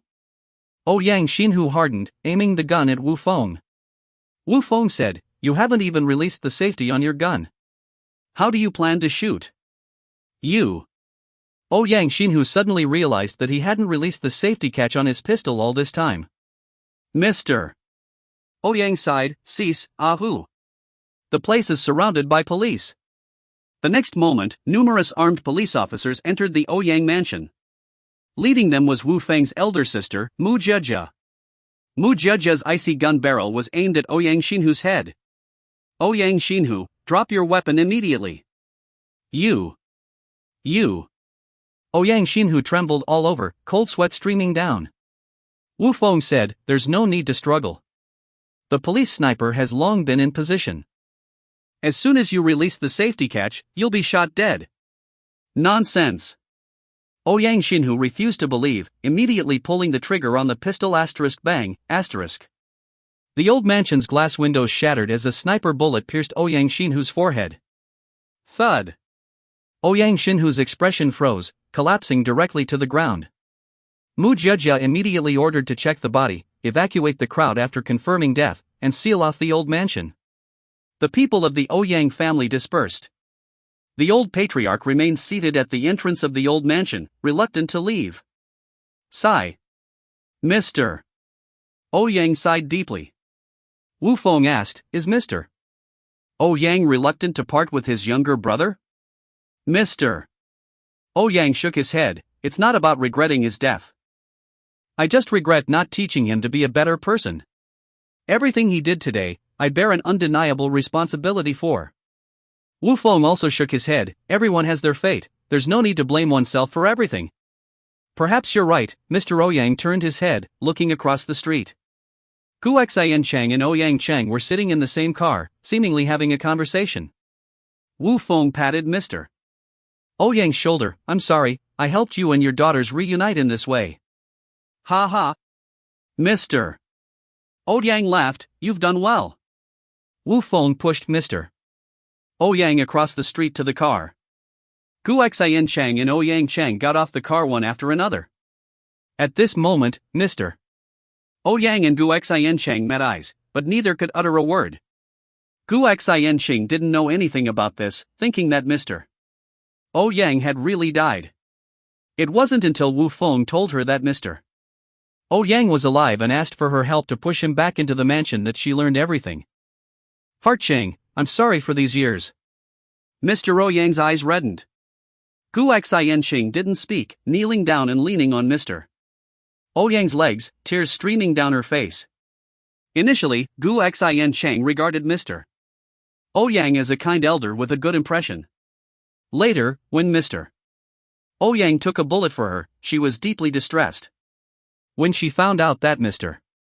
Ouyang was her biological father, she fell into despair once again. Gu Xiancheng had told herself countless times that she never wanted to know who her biological parents were. She hated her biological parents, hated them for giving birth to her but not raising her. But she didn't hate Mr. Ouyang at all right now. All the hatred was offset by that one bullet. Everyone got into the car and returned to the Ouyang mansion together. Mr. Ouyang's two daughters talked until late at night, confiding their bitter pasts to each other. As an onlooker, Wu Feng couldn't help but be moved. Late at night, Ouyang Cheng took Gu Xiancheng into her own room. The two sisters slept on the same bed, chatting about girlish matters. Mr. Ouyang sat in the living room's wheelchair, but he couldn't fall asleep for a long time. Wu Feng spoke up, Mr. Ouyang, are you thinking about the Blood Hand Gate? Mr. Ouyang nodded, you're right. Wu Feng said, given Ouyang Xinhu's character, he shouldn't have direct contact with the people of the Blood Hand Gate. Mr. Ouyang nodded again, Ouyang Xinhu was probably manipulated by someone. Wu Feng asked, who could this person be? Mr. Ouyang said, I have a rough idea of who it might be. Wu Feng nodded, I also have a rough idea. Mr. Ouyang looked at Wu Feng suspiciously. Wu Feng smiled, the answer will be revealed soon. By then, we'll know if our guesses match. Ha ha. Mr. Ouyang laughed. Chapter 110, Late Night Search for the Lost Dog. In the late hours of the night, Wu Feng left the Ouyang mansion. Since his Lamborghini was sent to the repair shop by his fourth son, he had to take a taxi back to the Prosperous Valley community. As soon as he entered the living room, he saw Su Xianyan sitting in front of the computer, typing away busily with a serious expression on her face. Wu Feng asked, why aren't you sleeping at this late hour? Without lifting her head, Su Xianyan replied, Little Ten went missing this afternoon. I'm writing a lost dog notice now, planning to post it later. Wu Feng knew that Little Ten was the small teddy Su Xianyan had recently adopted. Su Xianyan liked it very much, so she named it Little Ten, hoping it would become a member of the family. Where did it go missing? When did it happen? Wu Feng inquired. Su Xianyan raised her head and said, I took it for a walk by the artificial lake in the community this afternoon. It disappeared when I turned around. Wu Feng asked again, did you contact the property management? Su Xianyan continued, the property staff helped me search for Little Ten this afternoon, but to no avail. I suspect Little Ten might have been taken by someone in the community, so I'm making the lost dog notice. Buzzing sound. The printer started working, printing out colorful lost dog notices one by one. Su Xianyan gathered the printed papers and was about to leave. Hold on. Wu Feng reached out and stopped Su Xianyan. What are you doing? Su Xianyan asked, displeased. Wu Feng said firmly, I'll go post the lost dog notices for you. You stay home and wait for my news. Wu Feng knew very well that Su Xianyan had been afraid of the dark since she was a child and rarely went out at night. It was already late at night, yet she still wanted to go out to post the notices, which showed how important Little Ten was to her. Su Xianyan said, I can't sit still. I want to go with you. All right.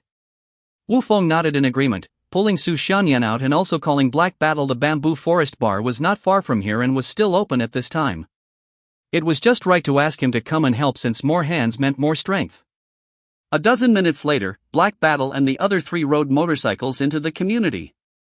The six of them split up, posting notices at the property management office, the residential buildings, and the entrances and exits of the community. Wu Feng pulled Su Xianyan, walking past one building after another. Her face was filled with worry, with no other emotions visible. Wu Feng comforted her, saying, don't worry too much. Perhaps some kind old lady took it in and will bring it to the property management tomorrow. Su Xianyan sighed, I wish it were so. What I'm most afraid of now is that Little Ten will encounter bad people. Wu Feng smiled, the security in the community is good, and bad people can't sneak in. Su Xianyan asked back, but what if the bad people are already inside the community? Wu Feng honestly closed his mouth. There was no way to answer this question. The Prosperous Valley community was large, but there weren't many residents. There were still many unfinished houses sold but not yet occupied. Nearly 100 lost dog notices were posted. Su Xianyan sat on a bench by the lake, feeling gloomy. Wu Feng patted her shoulder, think positively. You haven't eaten dinner yet, right? Su Xianyan didn't say anything, but her stomach made an unwilling sound. I'll order takeout for you. Wu Feng smiled, taking out his phone. Just as he was about to open the ugly group app, he suddenly saw a dark shadow flash by to the west. An indescribable sense of familiarity surged in his heart. Bark. Upon hearing the dog's bark, Su Xianyan reflexively stood up and exclaimed, Did you hear that? Don't move. Wu Feng grabbed her shoulder, could it be Little Ten? Su Xianyan asked excitedly, looking at Wu Feng. Perhaps, or perhaps not, Wu Feng said with a serious expression. The west side was full of unfinished buildings, with no people around, and even the streetlights had not been installed. Is it or isn't it? Su Xianyan asked anxiously. Instead of answering, Wu Feng signaled to Black Battle and the others. Lord Feng. The four immediately stood up straight. Wu Feng said, "You guys stay here with my seventh sister, order some takeout for her. Black Battle and I will go check the west side." Yes. The four nodded. Wu Feng and Black Battle rushed towards the unfinished buildings in the west. "Be careful." Su Xianyan, who had been preoccupied, shouted after them. "We got it." Wu Feng nodded and Black Battle climbed over the protective fence, and the two entered the desolate area in the night sky. The bright moonlight spilled onto the ground. The chirping of intelligent birds by the lake surrounded them. Wu Feng asked, "Did you see it just now?" "Yeah." Black Battle nodded. Everyone had heard the dog barking just now. But Black Battle knew that when Wu Feng said see, he meant that fleeting shadow. Wu Feng asked Black Battle, "What do you feel?" Black Battle shook his head slightly, like someone who has been living in darkness for many years and hasn't seen the light. "That's right." Wu Feng nodded, also having the same feeling. Black Battle asked, "Could it be Seventh Sister's dog?"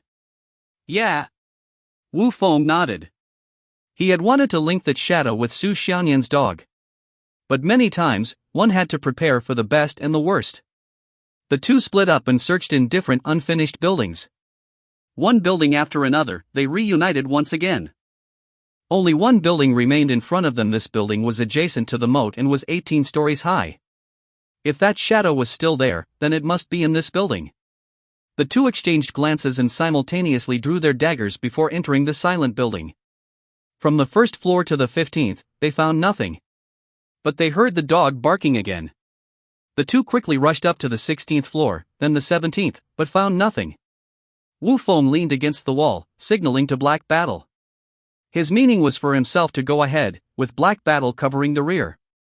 Whether Black Battle misunderstood Wu Feng's intentions or didn't want Wu Feng to take risks, he was the first to rush to the top floor. Whoosh! A large net descended from the sky. Thump! A figure approached, kicking Black Battle down the stairs.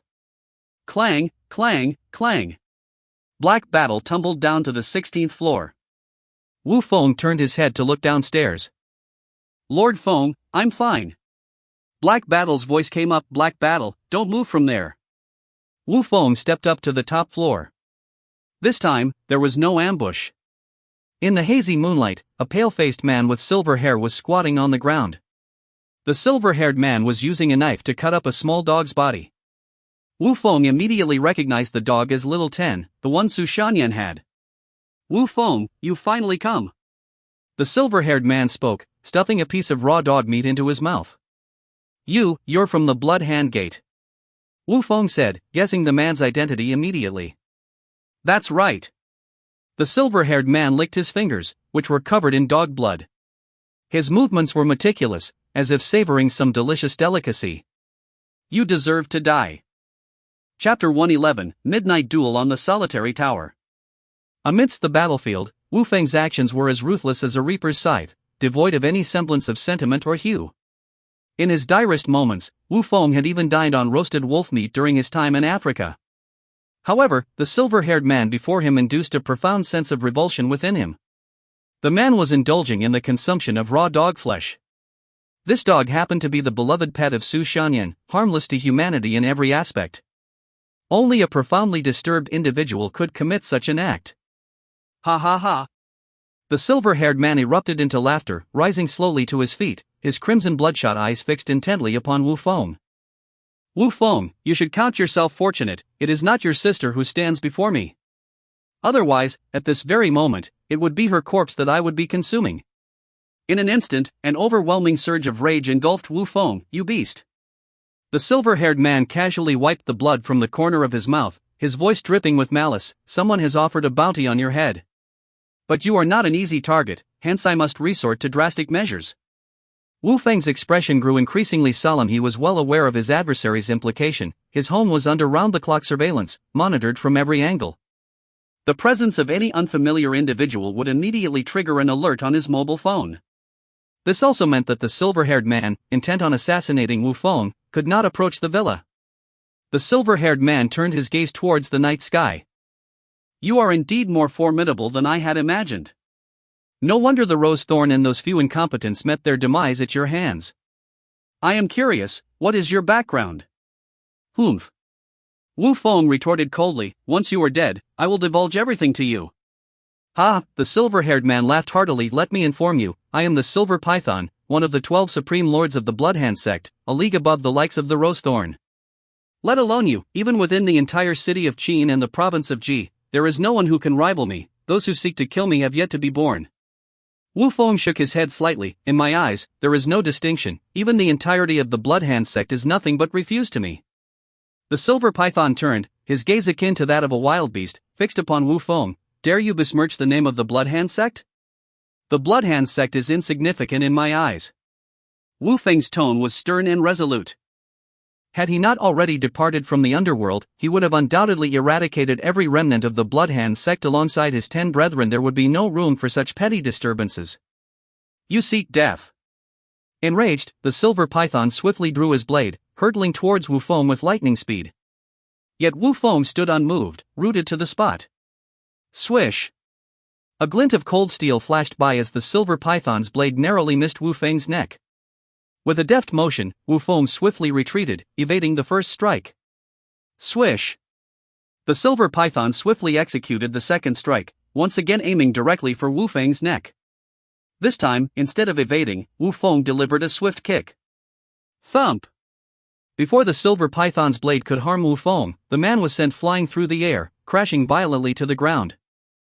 Wu Feng shook his head faintly. With such petty tricks, you dare to call yourself one of the 12 supreme lords? This only proves that the Bloodhand sect is nothing but refuse. You, who are you? The silver python roared, scrambling to his feet. Although they had only exchanged 2 moves, the silver python could already sense the formidable power of his opponent, a power so great that it instilled a hint of fear within him. As I've said, I will reveal everything to you after your demise. Wu Feng spoke once more. Ah! The silver python emitted a bestial roar, launching himself from the ground towards Wu Feng. His razor-sharp blade shimmered under the cunning moonlight. Swish! A glint of cold steel flashed by as the silver python swiftly landed. Wu Feng turned, slowly sheathing his sword. He retrieved his cigarette pack, lighting one with deliberate calmness. Are you looking down on me? The silver python raged, his eyes nearly bulging out of their sockets. Just as he was preparing for a fourth assault, he suddenly felt a chill at his neck. The silver python lowered his head slowly, realizing his neck had been cut open at some point, blood flowing incessantly like a never-ending stream. You! The silver python's eyes were filled with confusion. He distinctly remembered dodging that strike. So why was his neck severed? Wu Feng, with his back to the silver python, spoke slowly. You're wondering why you dodged that strike, yet your neck was still severed, aren't you? The silver python clutched his bleeding neck. How did you do it? Wu Feng turned, emitting a cold snort. I just delivered 3 strikes. 3 strikes? The silver python's eyes widened in astonishment. The opponent's blade moved so fast he couldn't even see it with his own eyes. Yet Wu Feng had delivered 3 strikes. 1 strike missed. 1 strike lingered at his neck. Where was the 3rd strike? Wu Feng smirked disdainfully. Can't you see where my 3rd strike is? The silver python slowly turned his head, only to be shocked to find his right wrist slashed open, his right hand severed and lying on the ground. Ah! The silver python emitted a wild, agonized scream, his eyes now filled with all the fear in the world. Who are you? The silver python managed to voice his soul's last question. Wu Feng flicked half of his cigarette to the ground, extinguishing it with his foot. I am the Lord of the 10 Palaces, codenamed Yama. Thud! The silver python collapsed to the ground, his eyes bulging larger than bull's eyes. Everything had exceeded the silver python's imagination. If there was anyone in this world who could terrorize the disciples of the Bloodhand sect, it would undoubtedly be Yama. Wu Feng turned and approached the windowsill, lighting another cigarette. Master Feng. Heizhan rushed up, seeing Wu Feng's back facing him. Then he noticed the silver-haired man lying at their feet, blood now pooling around him like a river. Are you all right? Heizhan inquired as he approached. I'm fine. Wu Feng shook his head slightly. That's good. Heizhan nodded heavily, immediately inspecting the silver python's corpse. Apart from a knife, there was nothing else on the silver python's body. Heizhan began searching the room and unexpectedly found a cell phone tucked away in a corner. It was a powered-off cell phone. Master Feng, there's a cell phone. He Zhan quickly handed the phone to Wu Feng. Wu Feng nodded, taking the phone and pressing the power button. However, the phone was encrypted and couldn't be opened. But that didn't stump Wu Feng. Once he returned home and connected it to his computer, he could easily crack this phone and uncover the mastermind behind it. He Zhan spoke again. Master Feng, let me handle the rest. Thank you. Wu Feng stubbed out his cigarette, turning to pat He Zhan's shoulder. It's my incompetence, all I can do is this. He Zhan spoke somewhat ashamedly. If he were a bit stronger, he would have been the one charging upstairs to kill the enemy. You've done well enough. Wu Feng turned and descended the stairs, instructing, remember to give him a decent burial. Yes. He Zhan nodded. Wu Feng halted his steps, turning to look at He Zhan. You understand what I mean by him, right? Of course, He Zhan nodded. When Wu Feng referred to him, he meant Xiushi.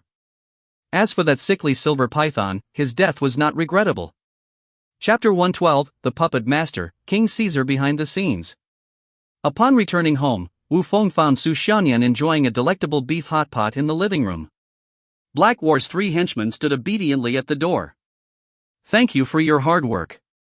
You may go rest now. Wu Feng patted the shoulders of the 3. Yes, Lord Feng. The trio turned and left the villa. Wu Feng chuckled as he sat on the sofa, picking up his chopsticks to join Su Xianyan in the feast.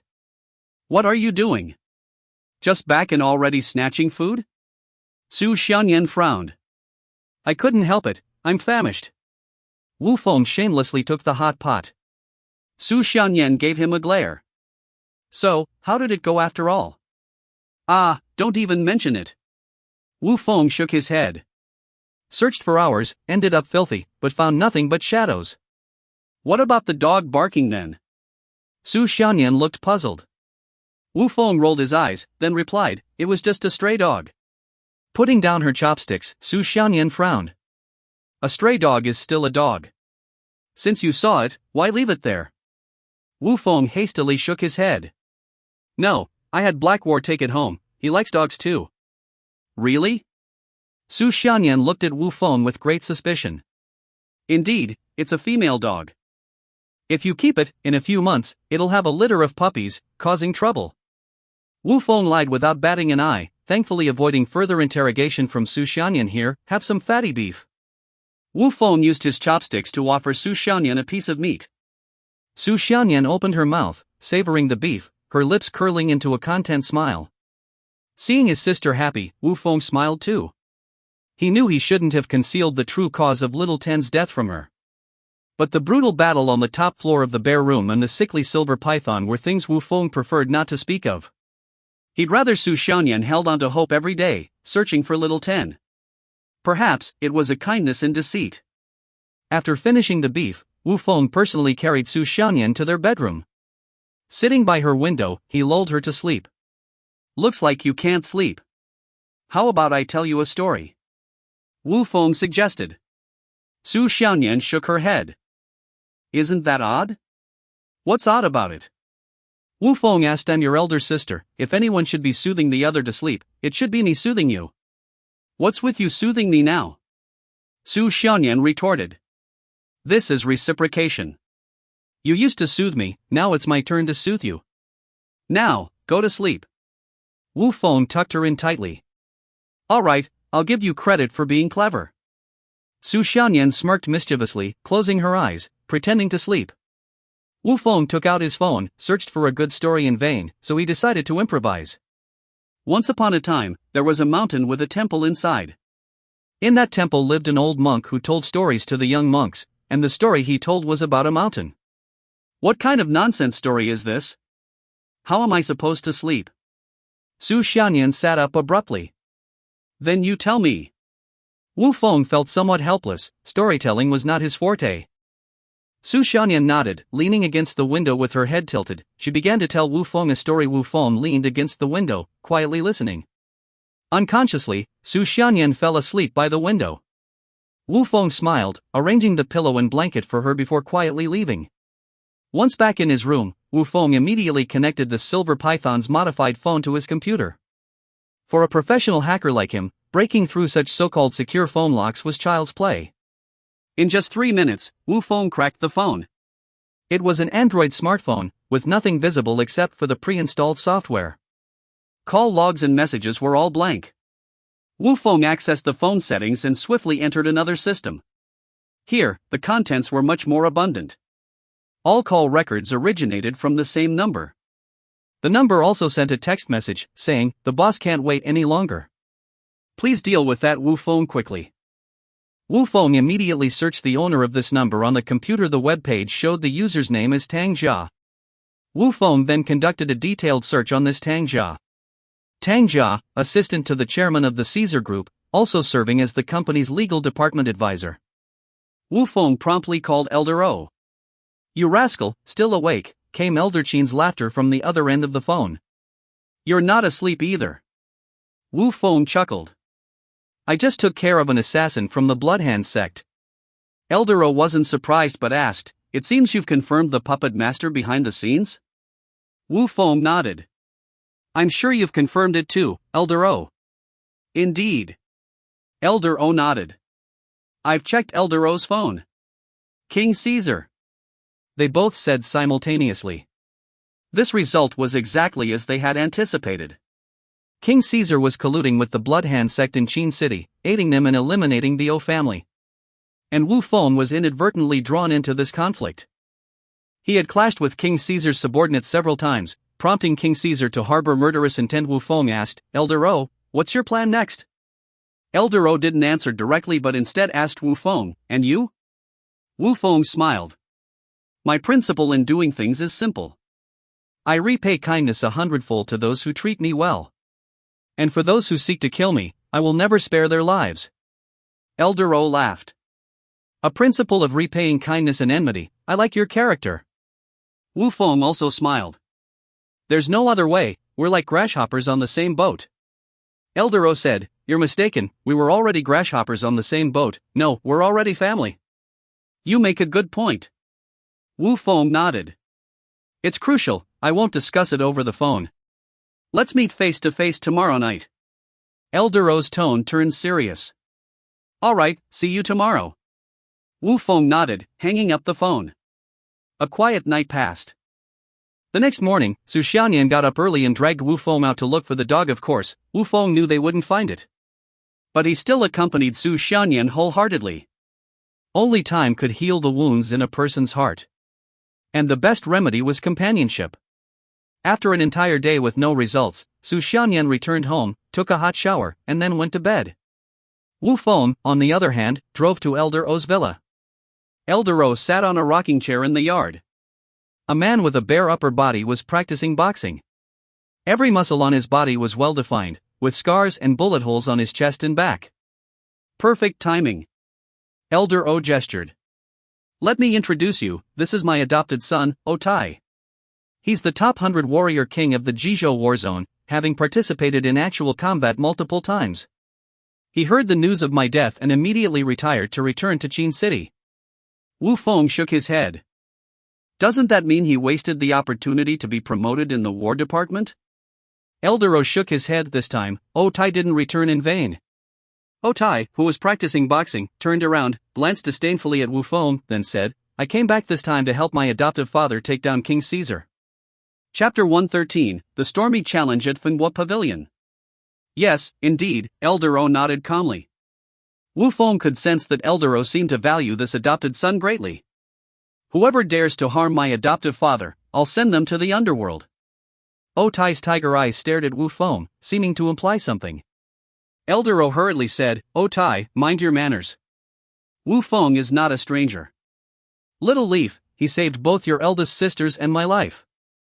"I know all that." Otai nodded, but there was still a hint of hostility in his gaze towards Wu Feng. Before retiring from military service, he had investigated Wu Feng. A son-in-law background, soaring to prominence after divorce recently, under the pretext of saving people, he had climbed onto the high branch of the O family. What angered Otai even more was Elder O's constant praise for him. The old master even intended to marry him into the O family.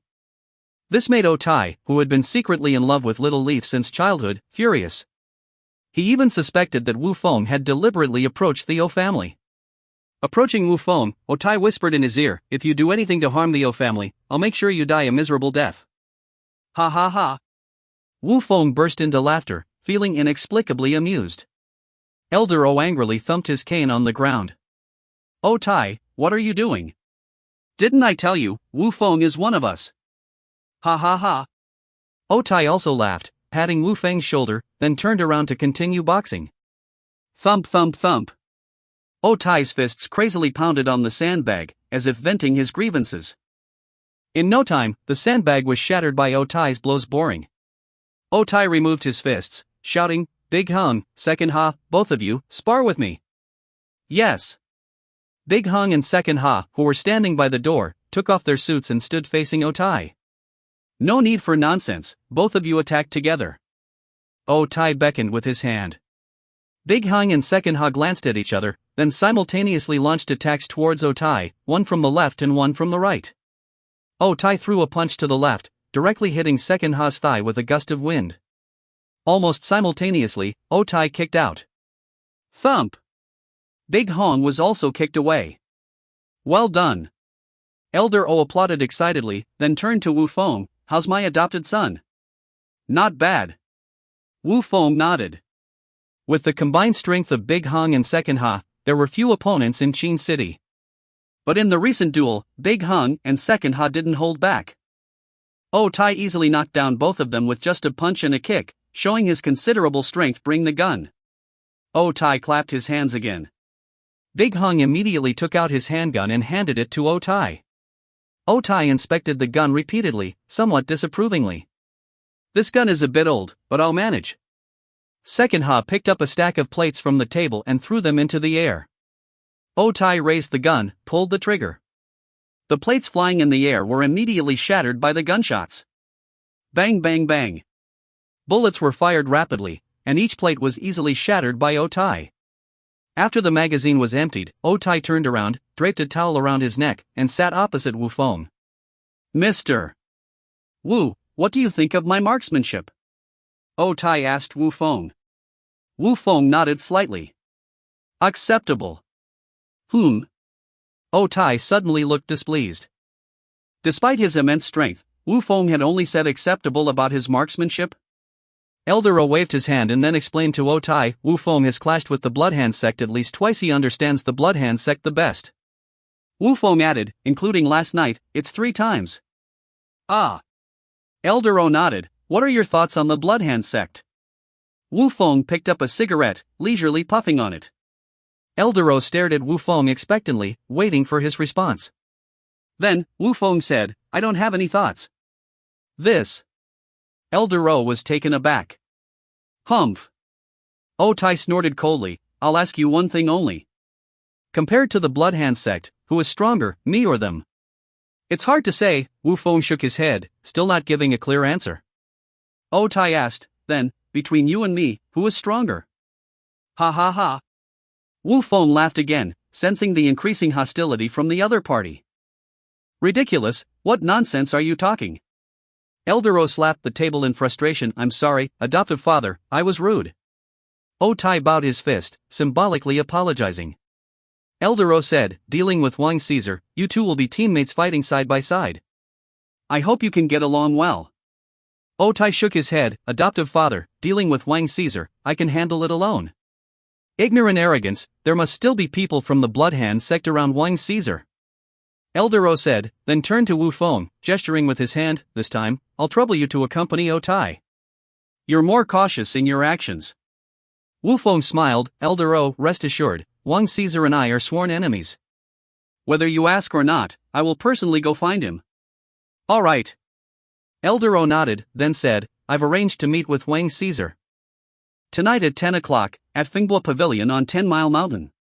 Wu Feng checked his watch. "Time is tight, it's already 8 o'clock in the evening." "Yes, both of you get ready, and set off shortly." Elder O slowly stood up and walked into the villa. Otai asked, "Adoptive father, aren't you going?" Elder O turned around, smiling, "Of course I am, but not to see Wang Caesar. I'm going to see the Old City Lord." The position of the Old City Lord in Qin City was eternal and unchanging. Since Elder O was going to move against Wang Caesar, he had to inform the Old City Lord. Understood. Oh Tai nodded, then went back to the villa to change clothes. Big Hong and Second Ha each prepared a car. Big Hong drove a Mercedes, taking Eldero to meet the old city lord at the villa halfway up the mountain. Second Ha drove a Land Rover, carrying Wu Fong and O Tai to 10 Mile Mountain. The two cars set off in different directions. At Finghua Pavilion on 10 Mile Mountain, Wang Caesar sat at the stone table, drinking tea, with his assistant Tang Jia standing behind him. How's it going? Wang Caesar asked his assistant. Tang Jia said, our people have seen O Tai and Wu Fong leaving the O family villa. Wang Caesar then asked, what about Eldero? Tang Jia replied, Eldero didn't come. He went in the opposite direction, probably to see the old city lord at the villa halfway up the mountain. Old fox. Wang Caesar shook his head, his face darkening. Tang Jia bent down, whispering softly, there's still no reply from the silver python. He hasn't taken action yet? Wang Caesar was furious. He had ordered the silver python to kill Wu Fong several days ago. It's not that the silver python hasn't taken action, but that the silver python has already died at Wu Feng's hands. A man and a woman walked briskly into Finghua Pavilion. The man was dressed in a black suit, with long hair that rivaled a beauty's. The woman wore a white tight-fitting outfit, but had a shaved head, looking even more rugged than a man. You finally arrived. Wang Caesar hurriedly got up and went to greet them. Tang Jia asked, Mr. Wang, who are these two? The man spoke, we are from the Bloodhand sect, one of the 12 celestial masters, Black Heart. The woman added, we are from the Bloodhand sect, one of the 12 celestial masters, White Intestine. Others call us the Black and White Twin Masters. Black Heart and White Intestine spoke simultaneously. Nice to meet you. Tang Jia hurriedly bowed respectfully, though he still didn't know who they were. Chapter 114, The Cunning European Old Man. Ha ha ha. The villain chuckled. Ha ha ha. Tang Jia followed suit with a hollow laugh, devoid of any sincerity. Bai Cheng spoke up, young man, it seems you're just brushing us off. Caesar Wang cast a fierce glare at Tang Jia. Thinking she had grasped Caesar Wang's intention, Tang Jia quickly waved her hand, I dare not the reputations of you two illustrious figures precede you, and I am deeply impressed. Suddenly, the villain stood up and grabbed Tang Jia by the neck. What's the joke? We've never revealed our names to anyone. The four gunmen from the Wang family stationed outside the pavilion rushed in swiftly. A misunderstanding, all of us are on the same side. Caesar Wang hastily intervened to defuse the tension. A misunderstanding? Bai Cheng glared at Caesar Wang. Yes. Caesar Wang nodded, reprimanding Tang Jia, don't use your business rhetoric to deal with these esteemed individuals. Tang Jia nearly suffocated, hastily apologizing, I'm sorry, I'll never speak out of turn again. It's all right, the villain slowly released his grip. Thank you, Master Black, thank you. Tang Jia hurriedly expressed her gratitude. Thump! The villain's fist struck Tang Jia's abdomen. Ah! Tang Jia screamed in pain, her mouth gaping wide. Swish. A cold glint flashed, and Bai Cheng sheathed his dagger. Tang Jia's tongue fell to the ground. Ah! Tang Jia emitted a pitiful cry, unable to utter a word as blood surged uncontrollably from her mouth. Bai Cheng sneered, you should thank me. Without a tongue, you won't speak out of turn anymore. Alas! Caesar Wang sighed helplessly, tapping his forehead, then gestured for his men to take Tang Jia to the hospital. The villain and Bai Cheng took their seats, while Caesar Wang personally poured tea for both of them. Please, enjoy the tea, Caesar Wang said as he handed them their cups. The villain lifted his teacup and spoke slowly, you said old O didn't come? Yes, Caesar Wang nodded, that cunning old man went to see the lord of the old city. Bai Cheng shook his head, he deserves to die. Indeed. Caesar Wang exclaimed, but rest assured, I've arranged for people to intercept them at Shisha Mountain and eliminate old O directly. That's good. The two men nodded in satisfaction. Old O, your days are numbered. Caesar Wang smirked, his gaze turning towards Shisha Mountain. Meanwhile, the tycoon was driving his Mercedes into the section of Shisha Mountain. The mountain road was winding, and his speed was slow. Upon reaching the summit, he saw a temporary construction sign advising to detour. Slowing down, he prepared to turn around and take the detour. Before his car could make the turn, several private cars suddenly appeared on the narrow mountain road, blocking all paths. Countless thugs armed with knives and clubs poured out of the cars, surrounding the Mercedes directly. Clang. The car's windows shattered. The thugs yelled wildly. "Old O, get out! Hurry up and get out! Get out and meet your doom!" The tycoon grabbed a wrench and kicked open the door, stepping out of the car. Shortly after, the rear doors also opened. But instead of Master O, 3 bodyguards from the O family, armed with weapons, stepped out. "Damn it, Master O isn't in the car," the lead thug finally realized. "Big brother, what do we do now?" a henchman asked. "Attack! Leave none alive," the lead thug barked fiercely. A melee atop the mountain began, with 40 to 50 of the Wang family's thugs fighting against 4 bodyguards from the O family. The lead thug quickly called Caesar Wang to inform him. "How's it going? Did you catch Old O?" Caesar Wang's voice came through the phone. "Boss, Master O isn't in the car," the lead thug replied. "What?" Caesar Wang's anger was palpable, muscles on his face twitching. "There are only 4 henchmen," the lead thug added. "That old scoundrel." Caesar Wang angrily hung up the phone. However, Blackheart and Bai Chang, sitting across from Caesar Wang, were not surprised in the slightest. "This old man is cunning and sly, he's very elusive even after death," Blackheart remarked. "I bet he just left his house." Bai Chang chuckled, lifting his teacup. "Ugh." Caesar Wang shook his head, immediately pulling out his phone to call his men monitoring the O family villa. "What's the situation at the O family villa?" "The boss, only a nanny car from the O family left, driven by an old security guard who looks like he mans the gate." "Very old," came the reply from the other end of the phone. Caesar Wang cursed, "Nonsense, that's Old O leaving. Send someone to chase him." "Yes, boss." The henchman hung up the phone. Leaving only a few people on watch, the rest got into cars and pursued the vehicle that had left the O family. It was a red Mini, usually driven by the O family's nanny to and from work. However, the nanny had long since fled, and there had been no replacement hired. The current driver was none other than Master O himself. Through the rearview mirror, Master O saw a Buick GL6 business van speeding towards him. He quickly floored the gas pedal, accelerating to 120. The van behind him slowed down considerably, eventually disappearing. Upon entering the city, Master O parked the car in front of the Wan Family Club. As soon as he stepped out of the car, the Buick GL6 rushed over, and a group of thugs armed with clubs jumped out of the car. Master O merely smiled faintly as dozens of enforcers quickly emerged from the club. Wan Tianhai slowly walked out of the club and said, "Caesar Wang's men, right? Leave now, or face the consequences." The thugs, seeing Wan Tianhai present, couldn't help but feel intimidated. After all, this was Wan family's territory. "Get lost," Wan Tianhai's stern voice echoed. The thugs quickly got back into their car and drove off in a hurry. "Thank you." Master O arched his hand towards Wan Tianhai. Wan Tianhai gestured for him to sit, saying, "Don't be polite, my father has been waiting upstairs for you. Please." Master O also gestured, and the two quickly entered the club and made their way to the second floor. The old lord sat on the sofa by the French windows, holding a teacup in his hand. "Respects to the old lord." Master O bowed deeply, showing utmost respect. "No need for formalities, please, take a seat." The old lord gestured. Master O smiled, "Old lord, you're looking well." "Ha ha ha." The old lord burst into laughter. "Thanks to you bringing in the divine healer Wu Feng for assistance, otherwise, whether I could make it through this would still be uncertain." "Don't mention it, your fortune is in your own hands." Master O bowed once again. The old lord shook his head. "Let's not dwell on this matter. Tell me about Caesar Wang." "All right."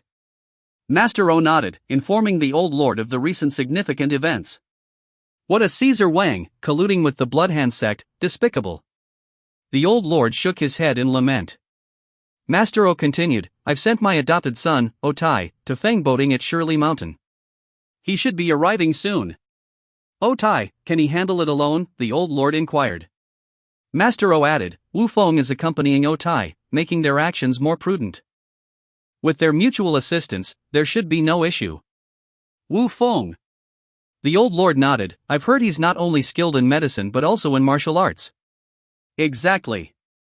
Master O nodded. The old lord turned to look out the window, the bustling street scene, and the alluring night. Beyond the bustling streets lay Shirley Mountain. At this moment, a land cruiser arrived at the foot of the mountain. Chapter 115, Do You Take Me for Air? The land cruiser naturally belonged to the O family. Era got out of the car, opened the rear door, and respectfully invited O-Tai to step out. You stay here. If I haven't returned by midnight, you can leave on your own. O-Tai instructed Era. Yes, young master. Era nodded crisply, standing upright. Follow me. O-Tai gestured to Wu Feng, leading the way up the mountain. Wu Feng followed behind, eyes scanning the surroundings, trying to familiarize himself with the environment. As they walked, O-Tai asked, Kid, have you served in the military? Wu Feng replied, Yes, I served for a few years. O-Tai teased, as a pig soldier? Ha ha ha. Wu Feng laughed. In his eyes, he suddenly felt like this kid was a bit of a simpleton. O-Tai suddenly stopped and turned, glaring at Wu Feng, You're laughing every time I speak. Do you find it amusing? Sort of. Wu Feng continued to smile. O-Tai said very seriously, Don't be too reckless, it's useless. I've seen plenty of young people like you, thinking they can dominate the world after practicing a few days of martial arts. This world is much bigger than you imagine, and there are stronger individuals hidden in some corner of the world, even around you. You're right. Wu Feng nodded heavily. As a strongman hidden in Qin City himself, what he said made perfect sense. O-Tai continued, If anything unexpected happens, you're on your own. I won't look after you. I understand. Wu Feng nodded. O-Tai didn't waste any more words. The two finally arrived outside Fengboating. You finally arrived. Inside Fengboating, Caesar Wang slowly spoke, a mischievous smile playing on his lips. O-Tai stepped forward, Caesar Wang, you've harmed my O family and injured my father and sister. Today is your death day. Ha ha ha. Caesar Wang burst into laughter. Such bold words. Do you think I, Caesar Wang, am a fool? If I hadn't been fully prepared, would I have been waiting for you at Fengboating? The ones Wu Feng dealt with were just some small fries from the Bloodhand sect. The real masters have always been by my side. As he finished speaking, two figures emerged from the woods, one black and one white, none other than Blackheart and Bai Chang. O-Tai sneered, turning to Wu Feng, You watch Caesar Wang, I'll take care of these two freaks. Ha ha ha. Bai Chang emitted a disdainful laugh. Blackheart spoke, baring his white teeth, A mere soldier from the War Department dares to boast in front of us siblings? Bai Chang shook his head, In the vast Qin City, in the vast O family, is there truly no one left? Courting death. O-Tai's eyes widened, muscles twitching on his face. He swiftly drew a long knife and charged towards Blackheart and Bai Chang. Ah!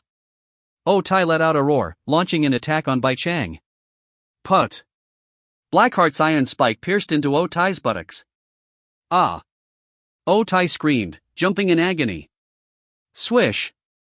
Bai Chang's iron hook struck, leaving 3 neat bloodied marks on O-Tai's chest. O-Tai rolled backward, retreating 5 steps in succession.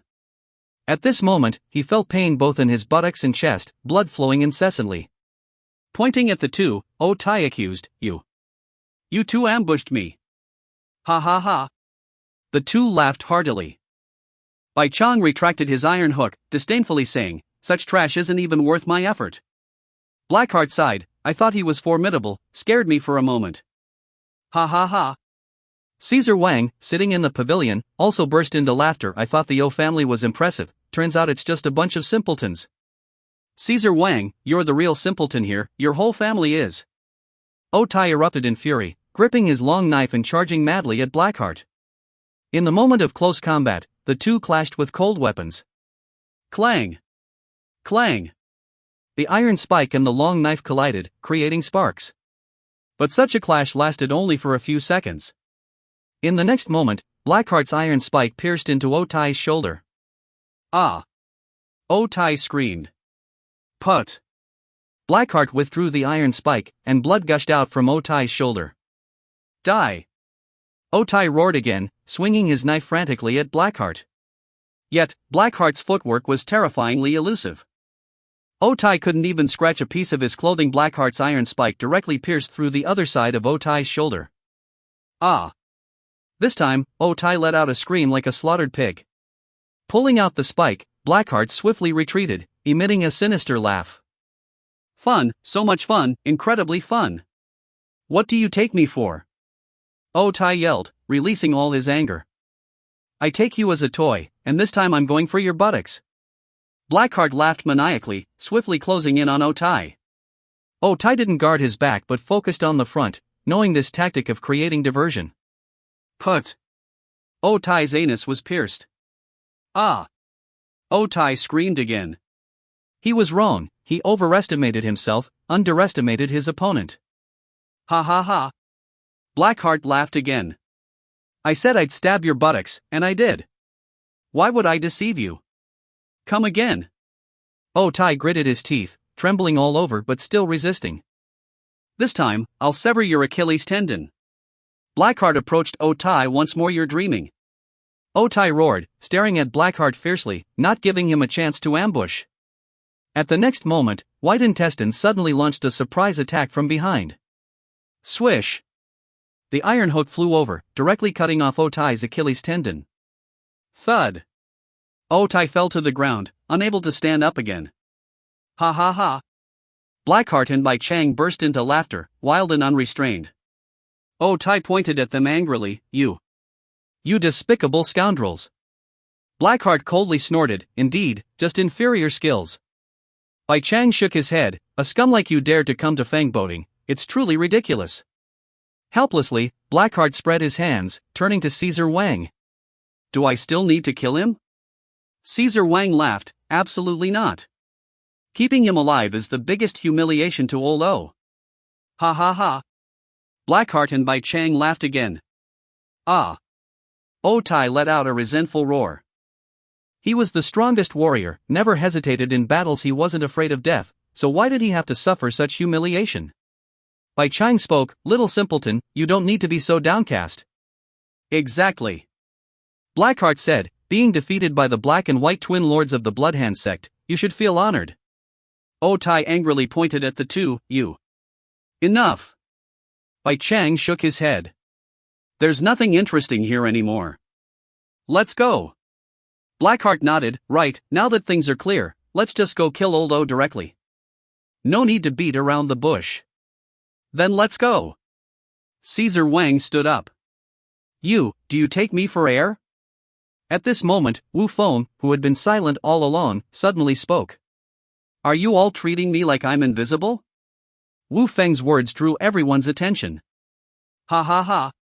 Blackheart burst into laughter. Bai Chang said, sorry, I really did treat you like air just now. Caesar Wang pointed at Wu Feng, saying, these two, he's the one who took down the silver python. I don't care, Bai Chang shrugged, looking completely unconcerned. Blackheart shook his head, the silver python, that low-grade trash, even though he's one of the 12 heavenly lords like us, I'm afraid even this waste of a warrior can beat him, right? Caesar Wang added, if you two are willing, let's finish him off together. Blackheart and Bai Chang glanced at each other, then nodded and said simultaneously, we're happy to oblige. Ha ha. Wu Feng let out two cold laughs. In his eyes, Blackheart and Bai Chang were not even worth a single glance. The reason he hadn't intervened earlier was simply to give Otai a chance to prove himself. But Otai, this guy, wasn't putting up much of a fight. Why are you still laughing? Otai yelled in embarrassment. At this point, aren't you supposed to be running for your life? Do you want to die? Wu Feng turned his head, quietly looking at Otai. Of course I don't want to die. Otai shouted, if you don't want to die, then leave quickly. Don't think you're so great just because you killed the silver python. The two people in front of you are far more terrifying than what you've seen. Forget about me and get out of here. Wu Feng crouched down, inserting 3 silver needles into Otai's body. These 3 needles are to stop the bleeding. Remember not to move around. Otai was shocked, staring at Wu Feng. You. Ignoring him, Wu Feng stood up and walked towards Blackheart and Bai Chang. Blackheart turned his head and said, Bai Chang, keep an eye on the kid. He's quite interesting. I'm not willing to abandon my companion. Let's stay here and wait for death together. Bai Chang's expression turned colder. Ah. Wu Feng sighed. You two half-human, half-ghost creatures, do you really think I'm afraid of you? You look fierce. Blackheart said as he walked up to Wu Feng, coming within a meter of him. Blackheart, stop wasting time playing with him. Just kill him. Bai Chang turned around, never regarding Wu Feng as a threat. She only wanted to kill one person, and that was Oh Yi. What a pity for this face, farewell. Blackheart's face showed a hint of regret. The next moment, Blackheart swiftly thrust his iron spike towards Wu Feng's heart. Wu Feng turned around first, easily evading his first strike. What? Blackheart was shocked. With his speed and strength, he could easily pierce through the opponent. Moreover, the wounded would have no chance of survival, it would be a true one-shot kill. But this person called Wu Feng actually dodged his iron spike. Bai Chang also seemed to sense Blackheart's surprise, slowly turning around to look at Wu Feng. I'll strike again, let's see how you dodge this time. Blackheart's eyes narrowed into a line as he swiftly thrust his iron spike towards Wu Feng. Wu Feng tiptoed and retreated more than 3 steps. Blackheart became furious and accelerated towards Wu Feng, who backed up behind a large tree. Die! Blackheart angrily thrust his iron spike towards Wu Feng again. Wu Feng twisted his body once more, dodging the attack for the 3rd time. Thud! The iron spike pierced through the tree trunk, causing the entire tree to tremble and leaves to flutter down. Wu Feng spoke up, with just this level of skill, you still want to kill me? Blackheart pulled his iron spike out of the tree trunk, his triangular eyes widened in shock. Wu Feng, who are you exactly? Wu Feng smiled, the same question was asked by the silver python. You should know what happened to him. I must kill you today. Blackheart was enraged. He, who had always been proud, had never experienced such a sense of defeat before. Like a black wind, Blackheart swept towards Wu Feng. Swish. A cold light flashed. Wu Feng stood in place, his military knife gleaming with a cold light in his hand. Blackheart also stood still, unmoving, with his iron spike already dropped. I gave you 3 moves just to see if your skills were really stronger than the silver pythons. Wu Feng shook his head slightly. You. Blackheart pointed at Wu Feng, then realized his own neck was slowly splitting open, blood gushing out uncontrollably. Yes, just now, Wu Feng had sliced through Blackheart's neck at lightning speed. Thud! Blackheart collapsed to the ground, and the entire Fengbo pavilion fell into silence, only the sound of the wind could be heard. Damn! After a long while, Oh Tai, who was paralyzed on the ground, exclaimed in shock. This kid, he's got some skills. Caesar Wang's breathing became heavy because he felt the pressure. How is this possible? Bai Chang shook her head, her anger reaching its peak. Wu Feng sneered, what's impossible? Don't mention the silver python and Blackheart, even the entire Bloodhand sect is nothing in my eyes. Ah! Bai Chang let out a scream like a demon from hell, then flew towards Wu Feng. Swish, swish, swish. In the dark forest, Bai Chang's iron hook flew up and down. But Wu Feng's movements were even more elusive. Each time, he easily dodged the opponent's attacks. Wu Feng retreated 5 steps away and said, 3 moves, that's enough. How is this possible? Bai Chang looked at her iron hook in astonishment. Even though she had exerted all her strength, she, like Blackheart, couldn't even touch her opponent. Wu Feng laughed, do you know how pigs die? Stupidly. You. Bai Chang pointed at Wu Feng, but before she could finish her sentence, she had already gone cold. Wu Feng pulled out his military knife, gently blowing on the blood on it. He turned around and walked into the Fengbo pavilion, his gaze fixed on Caesar Wang. Caesar Wang was so frightened that he sat down on the ground. The reason he dared to attack the O family was because he had Blackheart and Bai Chang to cover for him. But the person in front of him had just easily taken care of Blackheart and Bai Chang. Caesar Wang knew that no matter what, he couldn't escape from this person's palm. Brother Wu Feng, we've never met before. Why do you have to kill me? Caesar Wang's forehead broke out in a cold sweat. Ha ha ha. Wu Feng laughed. Ha ha ha. Caesar Wang also laughed. Wu Feng sat on a stone bench, placed his knife on the stone table, and slowly lit a cigarette. Caesar Wang saw a glimmer of hope and continued, this is just a grudge between the O family and my Wang family. We have no grievances or grudges. Why be a pawn for the O family? Wu Feng laughed, since there are no grievances or grudges, why did you let the silver python try to kill me? Caesar Wang quickly shook his head, it has nothing to do with me. It was the people of the Bloodhand sect who wanted to kill you. I swear to the heavens, if I'm lying, let the heavens strike me with thunder. Is that so? A playful smile appeared at the corner of Wu Feng's mouth. Chapter 117, Wu Feng's 3 Strikes Against King Caesar. Indeed, indeed. King Caesar nodded fervently.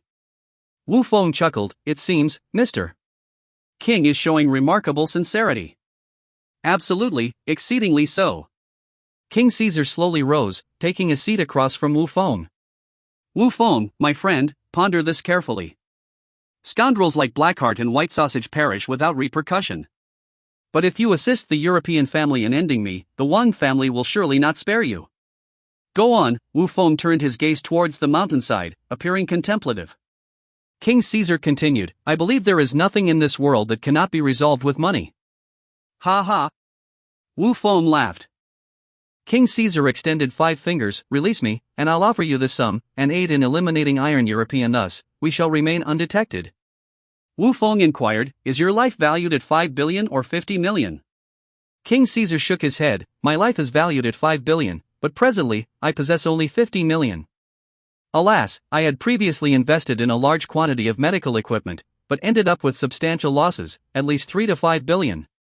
Wu Feng chuckled, do you know why your equipment couldn't sell?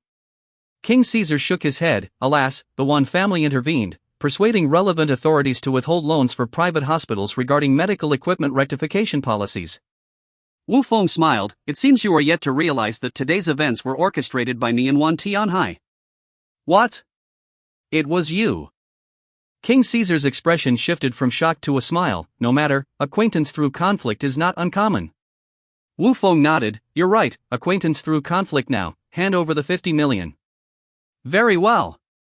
King Caesar wasted no time, promptly retrieving his wallet and placing a bank card on the stone table. This is an offshore bank's anonymous card, with the password being the last 6 digits of the card number. The 50 million inside was bribed to me by the Bloody Hand sect previously. Now, this card is yours, feel free to withdraw the money without any trouble. Without hesitation, Wu Feng picked up the bank card, I graciously accept. Ha ha. King Caesar burst into laughter, it's only proper, it's only proper. In the distance, Iron European roared, Wu Feng, I never thought you'd be this kind of person. King Caesar stood up, what kind of person? You fool, if I kill you now, no one will ever know of our transaction. Wu Feng slowly stood up, casting a glance at Iron European, you trash, go ahead and kill me. Even if I become a ghost, I won't let you off. Wu Feng took up his military knife, grinning at King Caesar. Please, it would be even better if you'd make a move. King Caesar smirked. With a swift motion, Wu Feng stabbed King Caesar through the shoulder. Ah! King Caesar screamed, You deceived me? Isn't it you who deceived me first? Wu Feng drew his military knife. King Caesar was in excruciating pain, blood flowing incessantly from his shoulder. Wu Feng sneered, do you think I'm a fool? Would I not discern whether it's the Bloody Hand sect or you intending to kill me? You scoundrel, I should have anticipated your actions. King Caesar howled in agony. Indeed, King Caesar remembered his underling, Tang Long. Wu Feng was the one who ruined Tang Long in the Dragon King nightclub. This lad had a devilish streak. Wu Feng discarded the cigarette but lit another cigarette and spoke slowly, this first strike is on behalf of Sister 8, for what you did to her. You even bully women, yet you question why the Wan family's hospital antagonizes you? King Caesar hastily retreated. Wu Feng lunged forward, delivering another strike directly into King Caesar's other shoulder. Ah! King Caesar leaned against a pillar, screaming in pain. Thick smoke emanated from Wu Feng's mouth. This second strike is for condoning the rampant misdeeds of your subordinates. Why couldn't you conduct your business properly? Why must you harbor a gang of thugs endangering society? Wu Feng slowly withdrew the blade, gently blowing on the bloodstained edge. With a swift motion, Wu Feng's third strike pierced King Caesar's heart. This third strike is because you sent men to kill me. I am a simple man, I settle my debts. Wu Feng sheathed his knife and turned to leave, leaving King Caesar's corpse lying in the Fengwa pavilion on the ground. Iron European shook his head frantically, staring at Wu Feng in disbelief. He had to admit, Wu Feng's actions once again overturned his understanding. What are you looking at? Go home. Wu Feng didn't mince words, helping Iron European up and descending the mountain together. During the journey, Iron European blabbered incessantly, fully displaying his straightforward nature. "Phone brother, I was blind, mistaking a hero for a villain. Please forgive my ignorance. Phone brother, I have offended you greatly just now. You are truly the ultimate expert. Phone brother, my life was saved by you. From now on, you are my elder brother, my life belongs to you. Phone brother. Are you done? It's like listening to a monk chanting sutras." Wu Feng couldn't bear it anymore, kicking Iron European down the mountain with one swift motion. Ouch! Iron European screamed in pain as he rolled down the mountain. Era, who had been waiting at the foot of the mountain, hurried to assist Iron European. "Young master, what happened to you? Has Wu Feng?" Era's eyes were filled with tears. If Iron European was this injured, then Wu Feng must be gone. Although Era hadn't interacted much with Wu Feng, witnessing a man vanish like this left him feeling uneasy. "No, why are you crying?" Iron European questioned. Era wiped his tears. "Wu Feng is gone." "Ha ha." Wu Feng's laughter rang out, and soon he descended the mountain. "Don't worry, Era, even if Iron European dies, I won't." "Damn, are you alright?"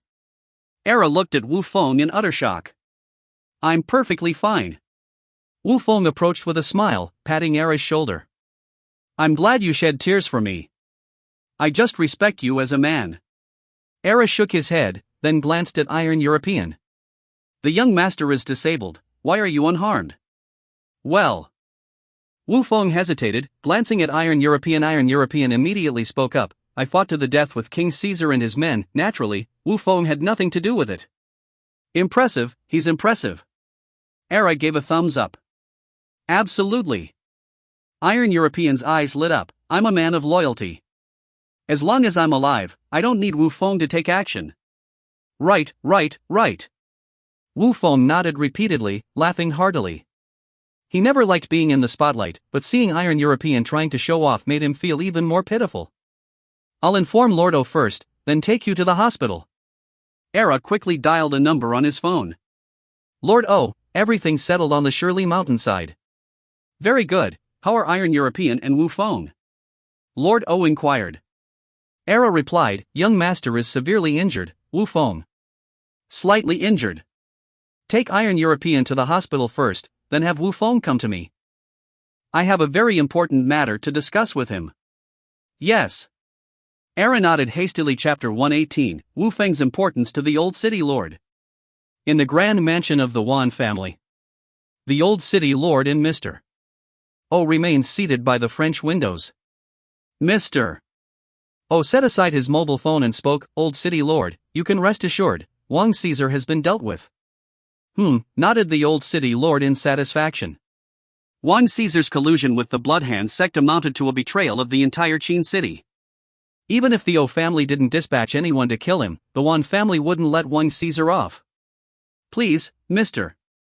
O gestured, lifting a teacup.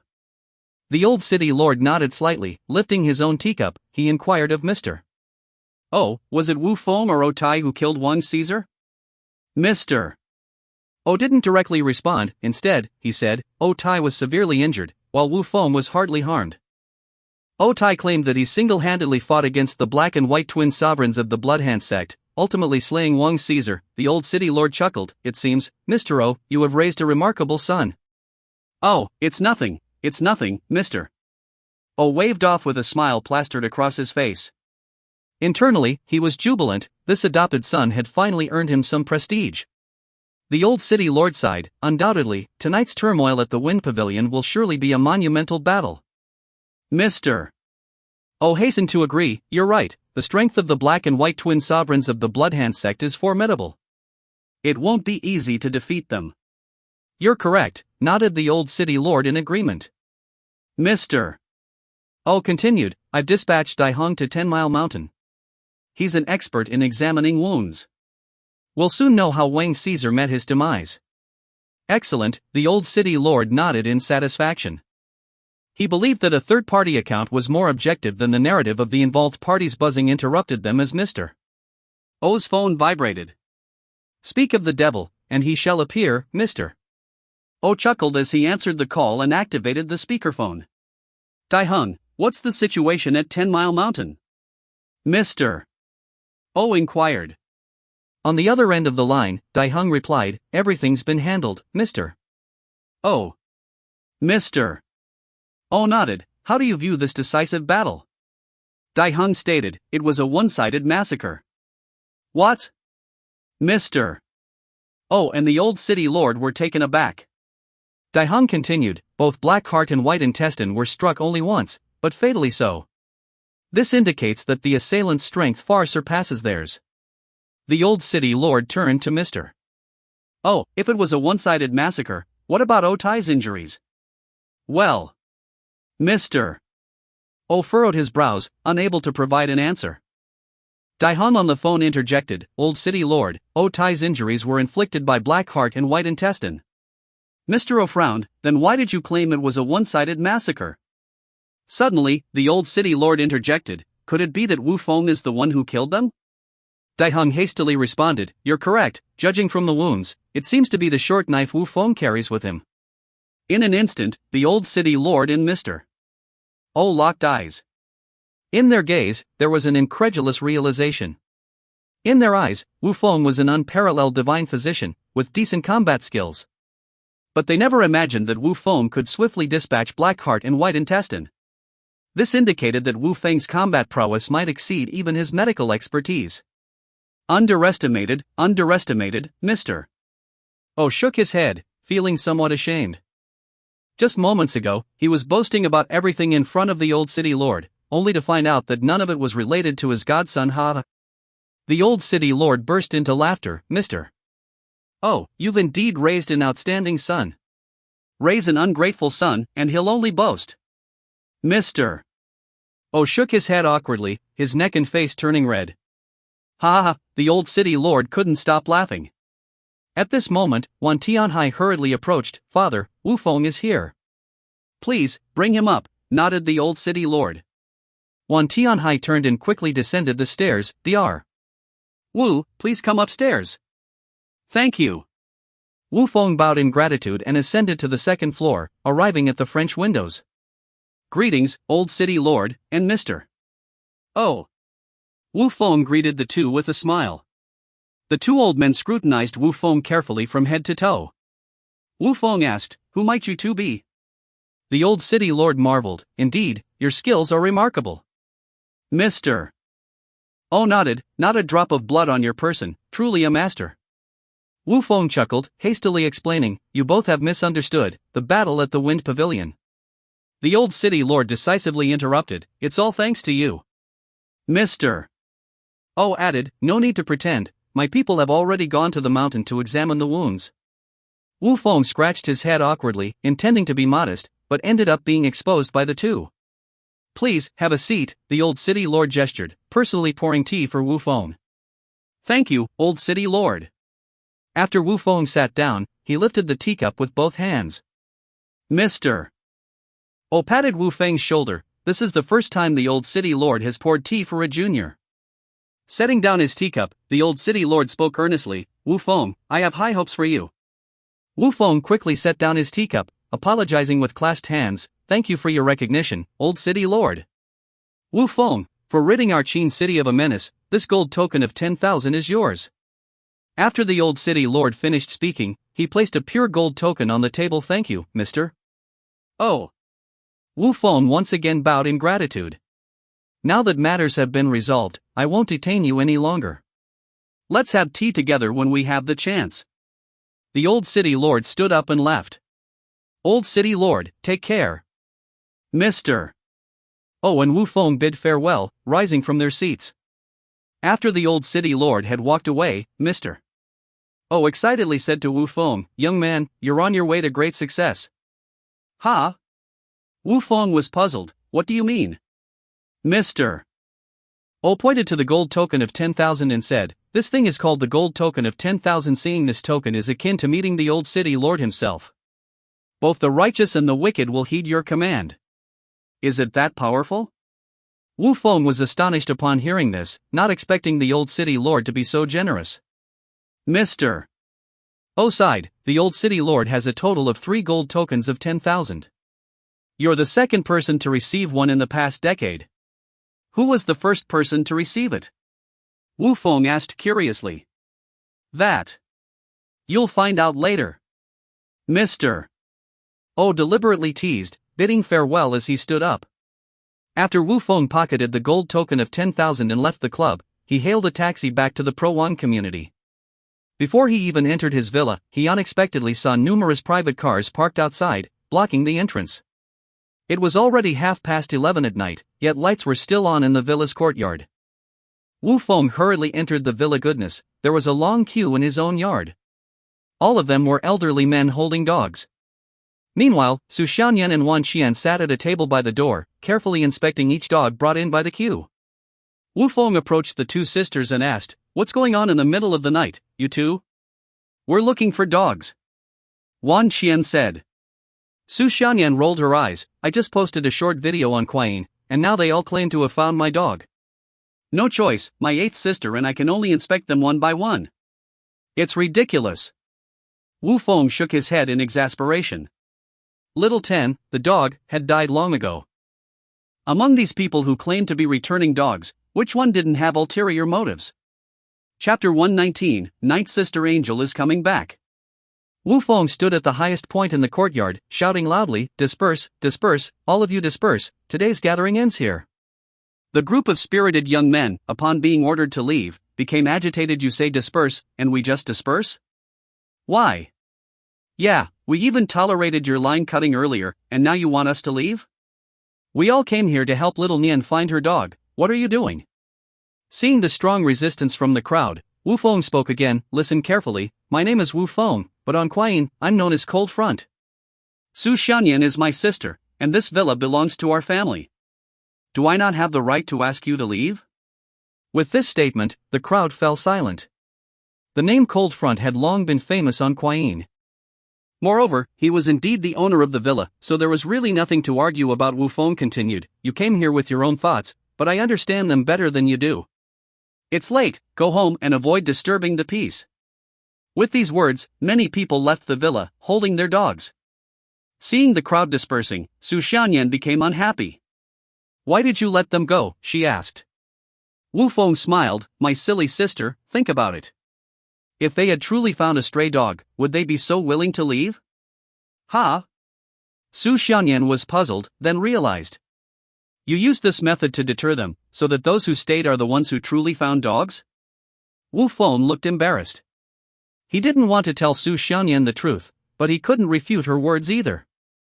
Wan Qian approached and said, "There's still one person at the door who hasn't left." Su Xianyan smiled, "Looks like that's the one who actually found the dog." "Yes, I did find a little teddy. A handsome man in a suit walked into the villa gate. Where's the dog? Let me see." Su Xianyan eagerly spoke to the man. Instead of immediately picking up the dog, the man in the suit walked over with a slight smile. "Please allow me to introduce myself, I am Lu Minghui." Su Xianyan nodded, "Hello, I'm Su Xianyan. Where's the dog?" Wan Qian stared at Lu Minghui, her experience telling her that this man seemed like a good person. Lu Minghui smiled and sat down on a rattan chair. "I've been waiting here all afternoon. Aren't you going to offer me a glass of water?" "Sorry, we were rude. Please wait a moment." Su Xianyan hurriedly turned and ran into the villa, pouring a glass of hot water for Lu Minghui. "Thank you." Lu Minghui stood up, reaching out to take the water glass, and incidentally brushed Su Xianyan's hand. Wu Feng stepped forward, grabbing Lu Minghui's hand, and said coldly, "We're all young people here, I know what you're thinking. Go home and sleep early." Ha ha ha. Lu Minghui laughed. "Miss Xianyan, it seems your brother doesn't want me to return the dog to you. In that case, I won't disturb you anymore." With that, Lu Minghui turned and walked outside the villa. "No need to see him off." Wan Qian snorted, hugging her shoulders. "Lu Minghui, don't go. I believe in you." Su Xianyan couldn't stay calm, and chased after him. Lu Minghui seemed to have been waiting for this result. He quickly turned around with a smile. "Forget it, it seems both your brother and sister don't trust me much. I believe in you, that's enough. I'm the one looking for the dog, not them." Su Xianyan's tone was firm, her longing for little Ten surpassing everything. Lu Minghui took out the key to his Ferrari, pressed the switch, and the Ferrari outside the villa lit up its headlights. "The dog is temporarily being fostered at my place. If you want to see it, come with me. Su Xianyan was stunned. You mean, you want me to go to your house? Lu Minghui shrugged indifferently. It's okay, whenever you're free, you can come, it doesn't have to be tonight. Don't trust him, I think he's just a scammer. Wan Qian stepped forward, pulling Su Xianyan behind her. As the only one who knew the truth, Wu Feng couldn't bear to see this anymore. You have some nerve, trying to make a move on my sister? Watch your tone. Because you're Xianyan's brother, I'll give you some face. But I'm very upset with you. Lu Minghui's expression turned fierce, showing no fear of Wu Feng. Wan Qian pointed outside the gate and said, Lu Minghui, get out of here now. Are you threatening me? Lu Minghui snorted, then looked at Su Xianyan. Can you show me a picture of the dog? Su Xianyan spoke slowly. Add me on WeChat, and I'll send it to you later. Lu Minghui took out his phone directly, smiling as he looked at her. Wu Feng smiled and scanned the QR code on Lu Minghui's phone with his own. I've added you. You. Lu Minghui was speechless. Wu Feng said, when I get home, you can send me the photo. I can tell if it's real or fake at a glance. Alright, Wu Feng, I'll remember you. Lu Minghui nodded, then turned and drove away in his Ferrari. Wan Qian snorted and scolded Su Xianyan, seventh sister, you're not young anymore. How can you trust someone like him? Su Xianyan shook her head. I just want to find little Tan as soon as possible while ninth sister isn't back yet. Ninth sister is coming back to Qin City? Wu Feng was stunned, somewhat shocked by this news. Ninth sister Angel, a super popular female writer, even made it to the top 10 on the online writer rankings last year. Yes. Su Xianyan nodded. At the end of this month, Angel will have a new book signing event in Qin City, and the organizer is our Vanguard Entertainment. Wan Qian glanced at Wu Feng and questioned, You, little brat, you don't know about this? Wu Feng awkwardly shook his head, showing a harmless smile. Although he was the boss of Vanguard Entertainment, he hardly ever went to the company. Instead, Su Xianyan spent more time there than he did. You're quite generous as a boss. Su Xianyan rolled her eyes at Wu Feng. Wu Feng smiled, standing beside Su Xianyan, hands on her shoulders, leaning close to her ear and whispered, with such a capable seventh sister, what do I have to worry about with you around? TCH, but you don't give me a promotion or a raise. Su Xianyan pouted, looking unhappy. Promotion and raise are a must. Wu Feng said decisively. I'll contact Xia later, give you some shares to become a major shareholder, and once you're familiar with the company, I'll let you be the CEO. Really? Su Xianyan's excitement was evident. Absolutely. Wu Feng nodded. You know, I'm not good at running a business, and I don't trust anyone else with it. But with you, I'm the most at ease. Su Xianyan lowered her head and said, But what if I mess up the company? It doesn't matter. If the company goes downhill, we'll just open another one. As long as seventh sister is happy. Wu Feng shook his head. Stinky little brother, sister loves hearing that.